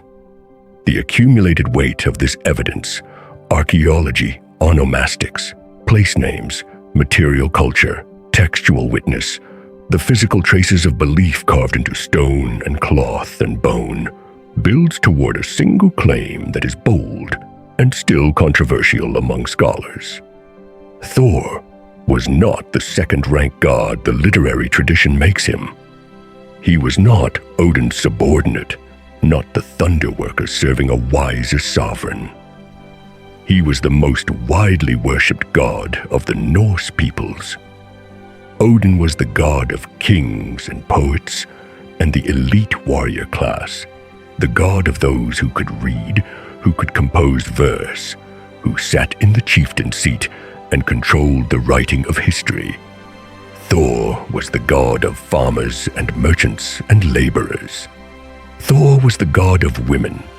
Thor was the god of everyone else. Here is where the argument becomes difficult. Here is where the scholarly consensus fractures. Because the scholarly tradition challenges this interpretation. Some of the most influential voices in Norse religious scholarship have read the textual evidence differently. Dumézil, the great comparative mythologist who shaped an entire field, and later Lotte Motz, whose work on the structure of Norse mythology has been enormously influential. These are not casual scholars, not hobbyists reading sagas for pleasure. They have spent lifetimes in the sources. They know the poetry, the genealogies, the mythological systems as few living scholars do. And they argue this: the literary prominence of Odin is not an accident of elite bias. It is not a distortion created by the fact that poets worshipped Odin and wrote the sources down. No, they contend that Odin's dominance in the preserved texts reflects something true about the real theological hierarchy of the pre-Christian Norse world. The gods, in this reading, had a cosmic rank order. Odin stood first, not because the literature was written by Odin worshippers, but because Odin actually occupied that rank in the religious cosmology. What the elite believed reflected the true theological structure of the entire faith. Write it down, preserve it, transmit it, and you have the truth. This is a serious argument. It must be taken seriously. But here is the problem with it. Archaeology does not support it.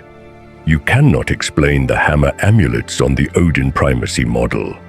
You cannot explain why, if Thor was theologically subordinate, thousands of people would choose to wear his symbol in death. You cannot explain the name frequency.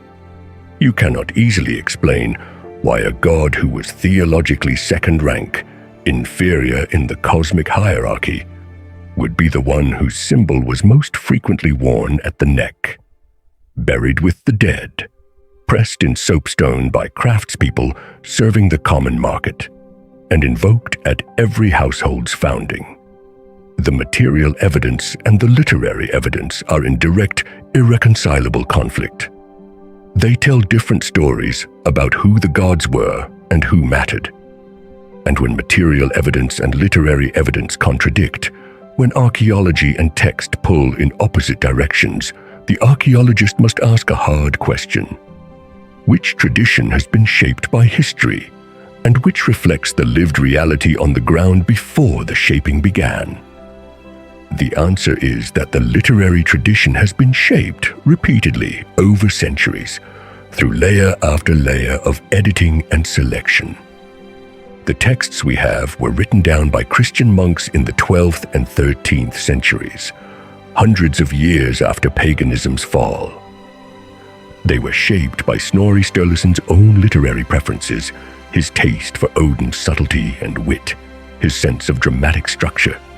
The poem lore, the skald's verses, emphasized Odin because Odin was the poet's god. Odin gave poetry to mankind. A skald who invoked Odin was invoking the source of his own craft, the god who had sacrificed his eye and hanged himself to gain wisdom and the gift of verse. A skald who wanted his art to survive, who wanted his poetry remembered and repeated, would naturally make Odin central. And because the skalds were the ones whose words survived, the ones whose verses were recorded by scribes in monasteries and preserved in manuscripts, Odin's prominence grew in the written record even as his actual worship might have been declining in the real world. The elite amplified the elite god. The people's god was left out or pushed to the margins or rendered comic and foolish. But the people's god left traces in the earth, traces in the names given to children across centuries, traces in the map, in the places they built their households and called on their gods, traces in the molds cut by craftsmen, in the amulets pressed into the soil. Those traces tell a different story, a story the texts tried to hide. There is one statement in the scholarly literature that captures this inversion with perfect clarity. It comes from E.O.G. Turville-Petre in his foundational study, Myth and Religion of the North, published in 1964. Turville-Petre is perhaps the single most careful, most rigorous reader of Norse religious material in the modern era. His philology is exacting, his source criticism is ruthless, and he has no patience for loose generalization or speculation presented as fact. He knows the texts as well as any living scholar. And after decades of study, after weighing all the evidence, this is what he concluded, plainly and directly.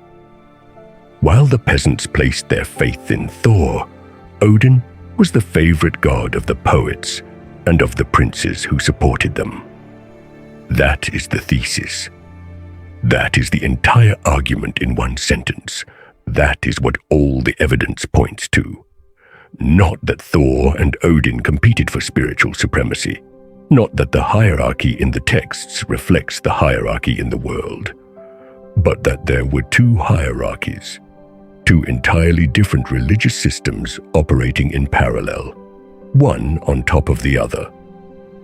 In the courts and the scalds' halls and the king's court, Odin ruled. In the farmsteads and the fishing villages and the merchants' households and the settlements scattered across 4 countries, Thor ruled. The god who ruled in the texts was not the god who ruled in the soil. We have confused one for the other because the texts are what survived. The texts are what we can read. The texts are what we have been taught. But the texts were written by the people who worshipped Odin. This realization reshapes everything we have seen.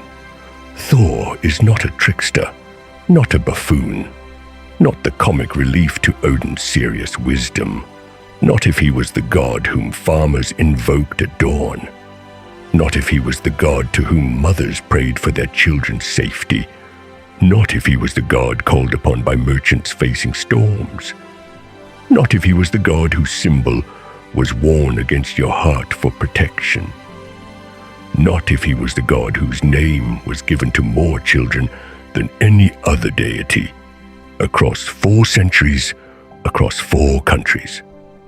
The texts have shaped us into reading him one way. The texts have made him seem secondary.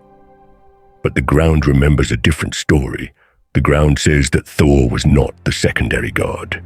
He was the essential god. He was the god on whom the social order depended. He was the god who stood between the ordered world and the chaos that pressed in from every side. He was the god of the fence. And now we must step back into the old poems, the ones that came before Snorri, before the monks, before the literary tradition had time to calcify what had been fluid and alive in the pagan imagination. Because there is one more witness to call, and that witness will tell us who Thor really was before the texts reshaped him into something else. If the modern picture of him is wrong, there is an older question waiting underneath it. How much of the ancient picture is wrong too? There is a problem with the sources that every student of Thor must face. The myths that survive do not come down to us in a single, unbroken chain. They were told and retold across centuries, reshaped by the pressures and the prejudices of the people who passed them on. And one of those reshapings happened not in the age of film or the age of television, but in the age of parchment, nearly 800 years ago, when a Christian Icelandic scholar decided to write the gods down. The traces of that older Thor are still visible in the margins of the surviving record. They exist in texts that predate the prose Edda by centuries, texts composed in verse during the Viking Age itself, when the gods were still openly worshipped and the poet's job was to praise a king or immortalize a moment on a carved shield. Those texts tell a different story. They present a Thor who is not the bumbling comic figure of Snorri's prose tales, but a god of a darker and more dangerous sort. A god who moves through the cosmos as an instrument of will, who stands in permanent opposition to what lies beyond the ordered world, and who is willing to risk everything to hold that line. Start in the 9th century. The oldest surviving skaldic poem that names Thor is Ragnarstrapa, composed by Bragi Boddason in Gamli, Old Bragi, in the mid-9th century. The poem is old enough that its exact meter and form place it at the very beginning of the skaldic tradition itself. Snorri would later claim Bragi as one of his primary sources, naming him explicitly as the originator of the kenningcraft that would define Norse poetry for centuries to come. But when Bragi composed his verses, he was not writing for a medieval Christian compiler. He was writing for a living pagan court, describing scenes of battle and mythology to be listened to by warriors and kings who still poured mead for the gods. In Ragnarstrapa, Bragi does not describe Thor as anyone's fool. He depicts the serpent fight myth, the same serpent fight that would later dominate Snorri's prose account of Thor's fishing expedition in verse form, with all the weight and horror that belong to a god daring to move against a thing at the edge of the world. The poem survives only in fragments, quoted by Snorri himself, but those fragments are enough to establish that the core myth is ancient, independent of Snorri's narrative framework, and attested in the oldest stratum of the skaldic record. The serpent combat is not Snorri's invention. It existed roughly 370 years before he put it into prose. A half-century later, around the year 900, another poet composed another shield poem. This was Þjóðólfr of Hvini, and his poem was called Haustlong, the poem of autumn, the long poem of a shield carved with the scene of unending autumn, a shield given to the poet, most likely in payment for this very work. Þjóðólfr used one of his mythological sequences to describe the duel between Thor and the giant Hrungnir. Again, the form is verse. The context is a living, pagan, gift exchange economy. And the audience would have been a court that expected to hear its gods honored in skilled language, not domesticated for comfort. Haustlong survives more completely than Ragnarstrapa, and in its verses, Hrungnir and Thor meet in a scene of tremendous violence and threat. Hrungnir is no figure of fun. He is a genuine antagonist, a giant with stone at his heart, and his combat with Thor carries weight and consequence. The myth itself is attested in this old high form roughly 3 centuries before Snorri incorporated it into his prose account of Odin's horse race wager. What Snorri would later make into a story about a trickster bet and a duel that goes sideways, Odin wagering his horse against Hrungnir's in a race. Hrungnir losing and getting angry, Thor being called in to fight, exists here as something fiercer and less comedic, something that bears the weight of genuine danger. Then comes the year 983. The poet Ulfr Uggason composed a third shield poem, this one called Húsdrapa, the poem of the hall, composed for a wedding feast at a place called Hjarðarholt. The shields he was describing had scenes from the myths carved into them, and one sequence showed Thor in his boat, fishing for Jormungandr. Once again, we have an independent, dated, precisely contextualized attestation of the serpent myth, this time in the high literary form of the court, composed for an actual wedding feast in real Iceland, roughly 200 years before Snorri would record the same myth in his prose frame. And again, Snorri himself names Ulfa as his source, making the chain of transmission explicit. These old poems were not lost history, but recognized, valued traditions that Snorri himself was drawing upon when he composed the prose Edda. But there is one more. In the late 10th century, around the 980s or 990s, a skald named Eilifur Gudrunarson composed Þórsdrapa, the poem of Thor, for a specific documented patron, Hakon Sigurdarson, the pagan ruling Jarl of Norway, who reigned from roughly 970 to 995. Hakon was not a Christian king.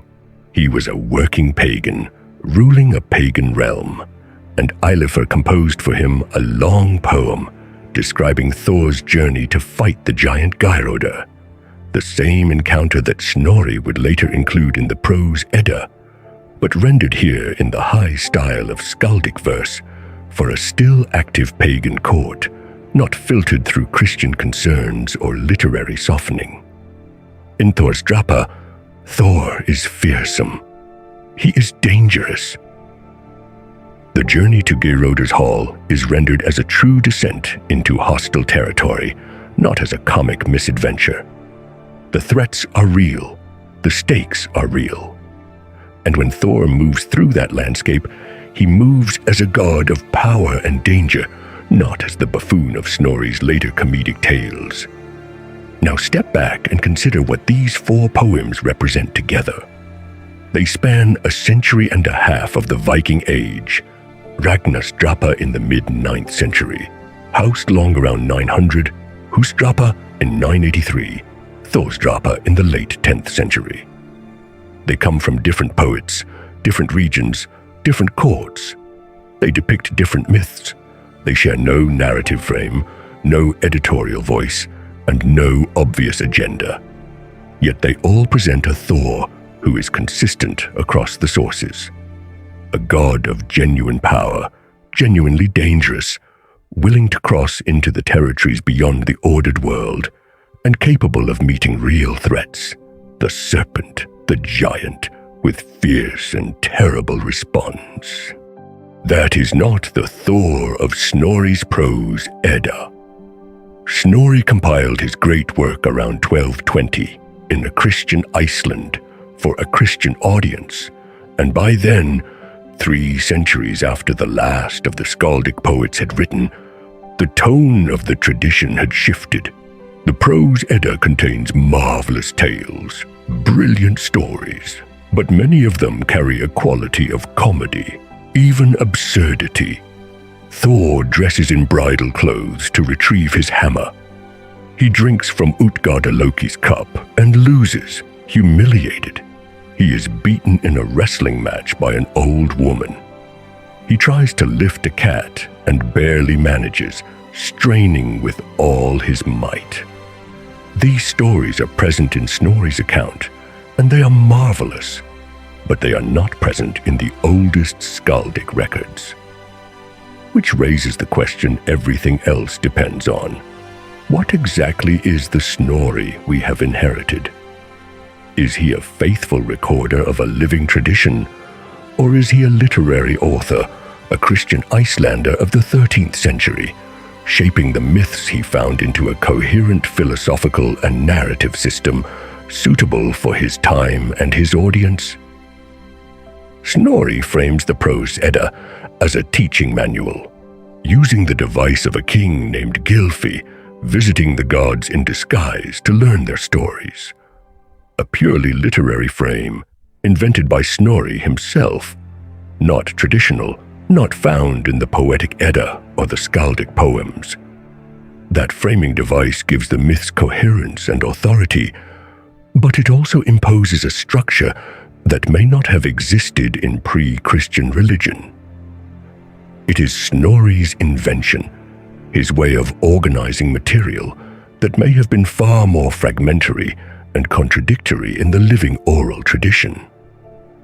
The gap between the skaldic Thor and Snorri's Thor suggests that something significant happened in that intervening time, from the late 10th century, when Eilifur composed Þórsdrapa for Hákon Sigurdardsson's pagan court, to the early 13th century, when Snorri sat down to write. That something was Christianization. It was the conversion of Norway and Iceland. It was the slow, steady transformation of the society that had kept these myths alive into a Christian society that remembered them, recorded them, but no longer lived them. And Snorri, writing in that Christian society, may have softened the record. He may have emphasized the comedic elements and the trickster dimensions of the myths, making them safer, less threatening, more palatable to Christian ears. The comic Thor serves a purpose in Snorri's world.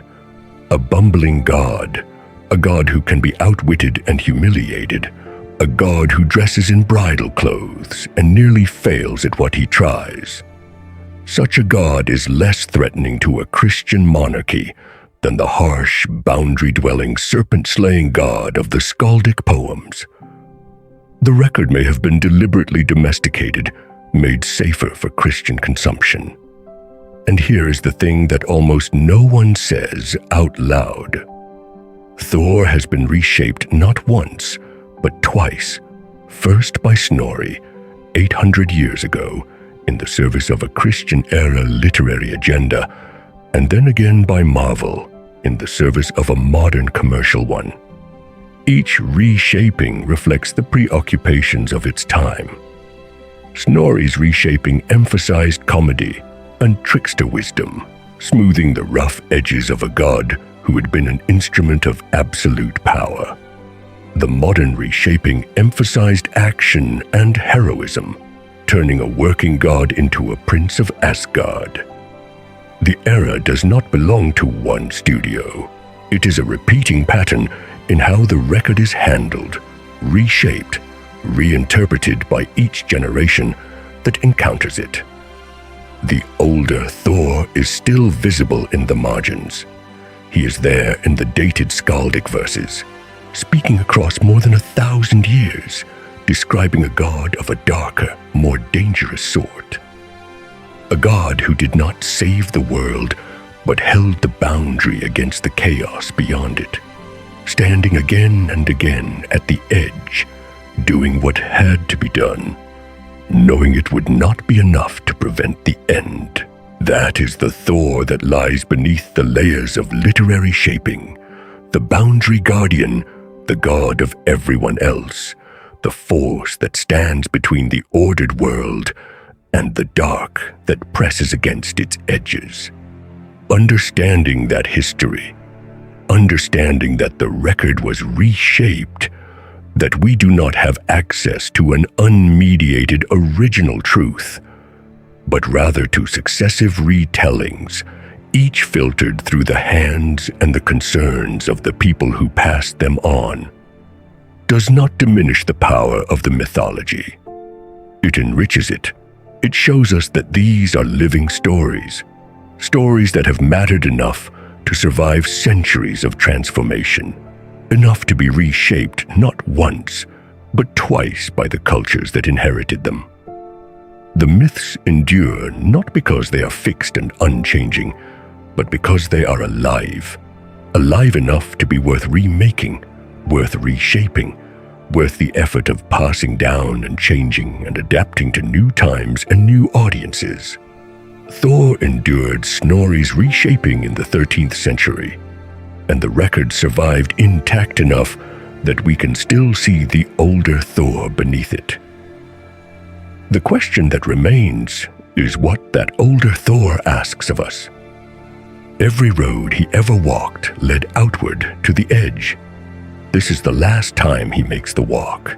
The end of the world comes without warning. The sun darkens. The stars vanish from the sky. The earth trembles and sinks into the sea. The bonds that hold back Fenrir shatter, and the wolf of chaos breaks loose. Surtur the fire giant rides out from Muspelheim with a sword that burns brighter than the sun itself. The rainbow bridge Bifrost, which connects the 9 worlds, shatters under the giant's weight. And from the depths of the ocean rises Jormungandr, the Midgard serpent, the thing that has circled the earth since the beginning, holding its own tail in its mouth, the boundary guardian at the edge of the world. For most of recorded history, Thor has stood at that edge, holding the line against the serpent. Every day, every night, across every age of the cosmos, Thor is aware of that presence. The serpent is always there, just beyond reach, just beyond the boundary of Midgard. But at Ragnarok, the end, that boundary breaks. The poetic Edda, that oldest collection of verse, states what happens with stark simplicity.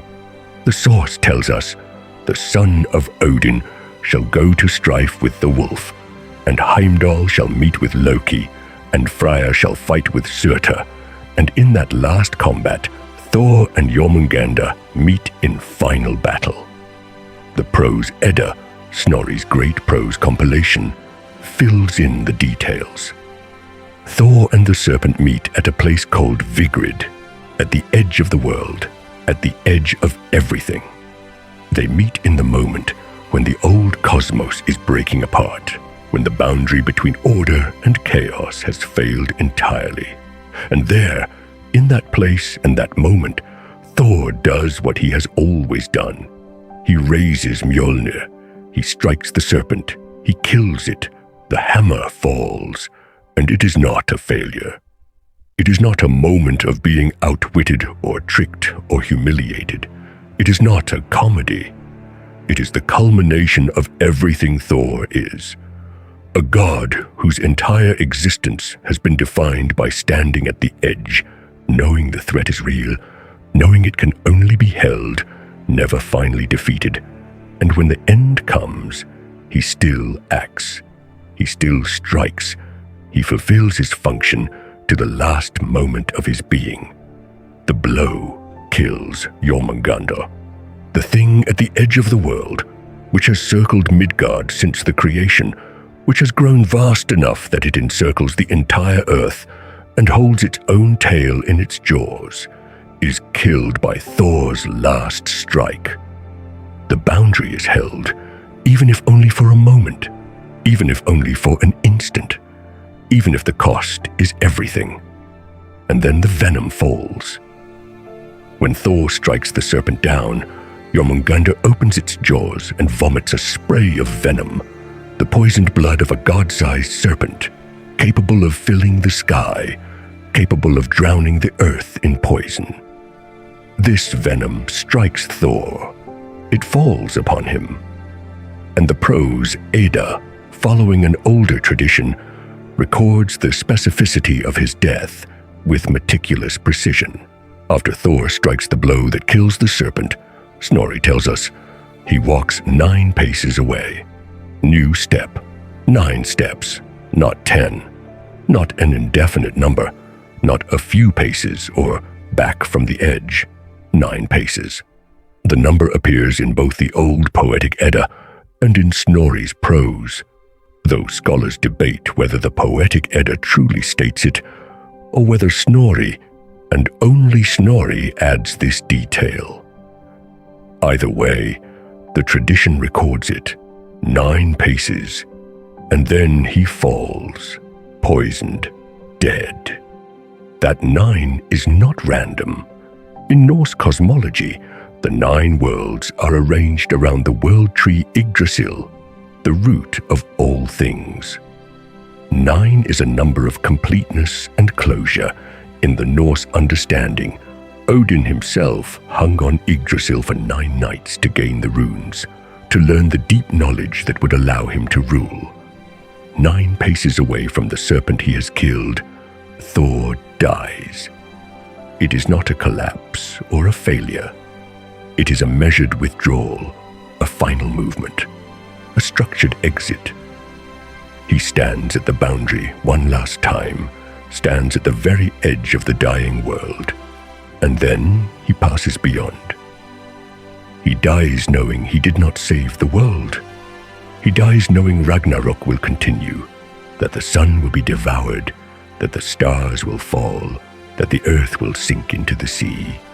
He dies knowing that the new world rising from the sea will not be because of his sacrifice, but in spite of it, in the slow turn of the cosmos itself toward renewal. He dies knowing he could not prevent the end. But he stands anyway. He strikes anyway. He holds the line anyway, for as long as it holds, and when it breaks, he takes the serpent with him. And then the record does something remarkable. It does not end with that death. It reaches beyond it. In the Poetic Edda, the vision continues past Ragnarok, past the death of Thor and the fall of the gods. A new sun is born. A new earth rises from the sea, green and fertile, bearing life again. And then, specifically, we are told, the sons of Móði and Magni, two of Thor's own children, will inherit Mjölnir, Thor's hammer. The sons of Thor will wield the hammer in the new world. Not Odin, not the other gods. Thor's sons, the hammer that has been the symbol of the boundary guardian, the tool of the working god, the instrument of the one who stood at the edge and held back what tried to come in. That hammer is passed on. It does not die with Thor. It lives.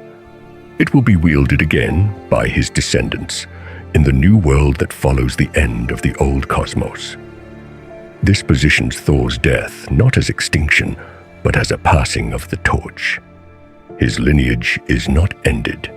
His function is not ended.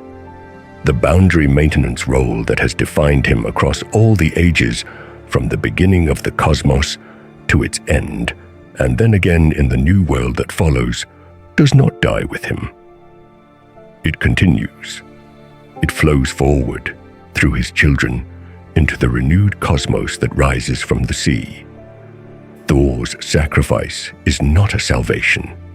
It is not a victory that stops the end of the world. It is an act of defiance, an assertion of the function he has always served, a final stand at a boundary that he knows will not hold. But that defiance matters. It matters because it says something about what Thor is, a god who acts not because he can win, but because he must, because the boundary is his to hold, because standing at the edge is his role, because even when the end comes, the last thing the dying cosmos sees is Thor, hammer raised, striking at the thing that tries to consume what remains. This myth, this pattern of the storm god who stands against chaos, who fights the serpent at the edge of the world, is not unique to Norse mythology. It echoes across the entire spectrum of Indo-European religion, the vast language family that stretches from Ireland to India, from Scandinavia to the Mediterranean. The pattern appears again and again, adapted to different landscapes, different gods, different names, but fundamentally similar. In the Rig Veda, the ancient Sanskrit texts of India, Indra is the warrior god, the king of the gods, and his defining act is the slaying of Vritra, the serpent of chaos, the thing that holds back the waters of the world. Indra strikes Vritra down, the waters flow free, and the world is ordered. The parallel to Thor is unmistakable. A warrior god, a stormbringer, a serpent slayer, and the cosmos turns on that conflict. Among the Baltic peoples, the storm god Perkunas, whose name means the striker, the thunderer, wages a perpetual war against serpents and chthonic forces. Perkunas throws thunderbolts. He defends the ordered sky against what lives beneath the earth. Again the same pattern. The storm god, the boundary between order and chaos, the endless conflict with serpentine forces.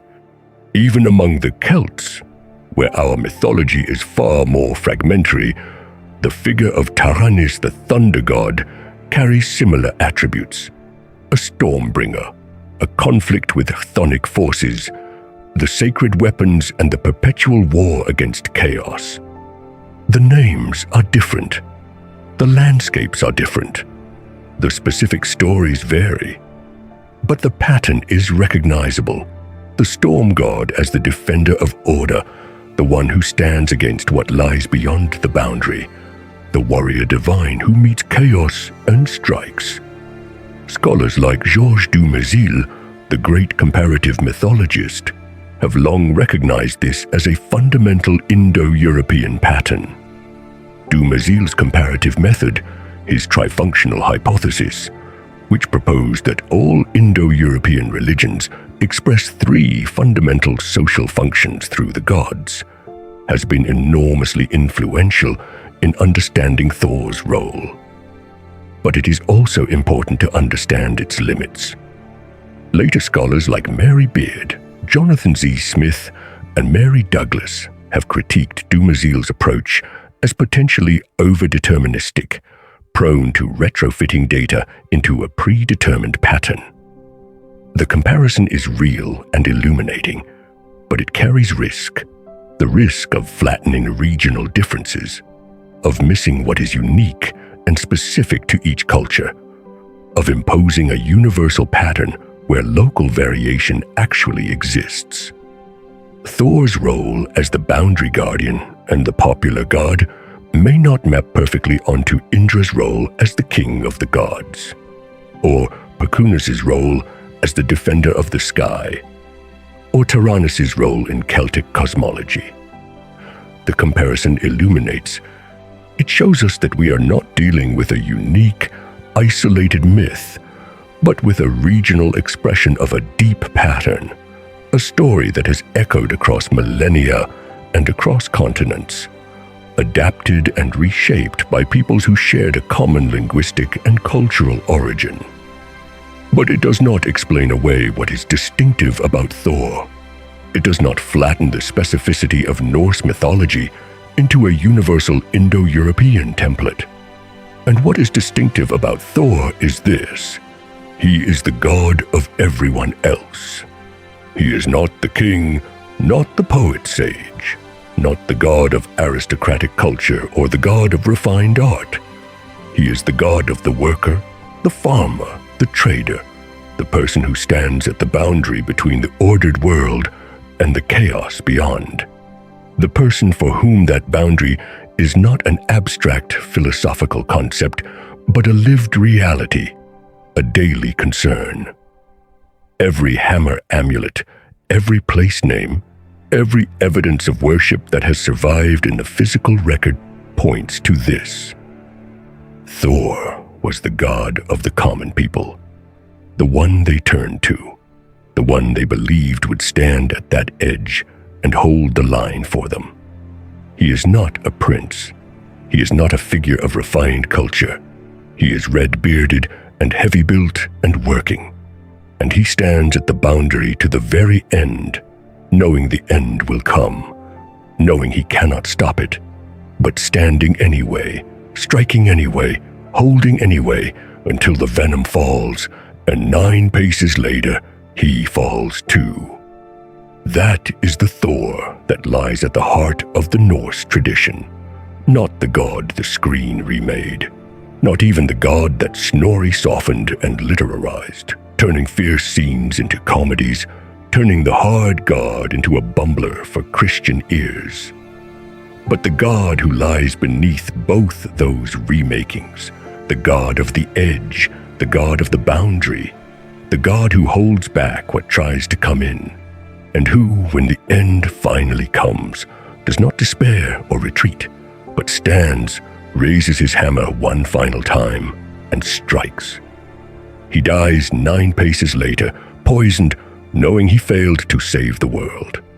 But his sons inherit his hammer. The boundary function does not die with him. It lives, it flows into the new world. And in that continuation, in that refusal of extinction, in that assertion that what he stood for endures beyond even his own death, Thor's sacrifice takes on a meaning that does not depend on victory. He stands, he acts, he dies, but he does not disappear. The myth asks us to see in that pattern something about our own lives, our own boundaries, our own stands at the edges of our ordered worlds. It asks us to see in Thor a god who did not need the promise of victory to do what needed doing, who did not need the assurance of saving the world to raise his hammer and strike. And in that recognition, in that understanding of a god who acts not for reward or for glory, or for the promise of survival, but simply because the boundary is his and the strike is necessary, in that recognition lies the real power of Thor. That is the god that endures. That is the god that holds. That is the fence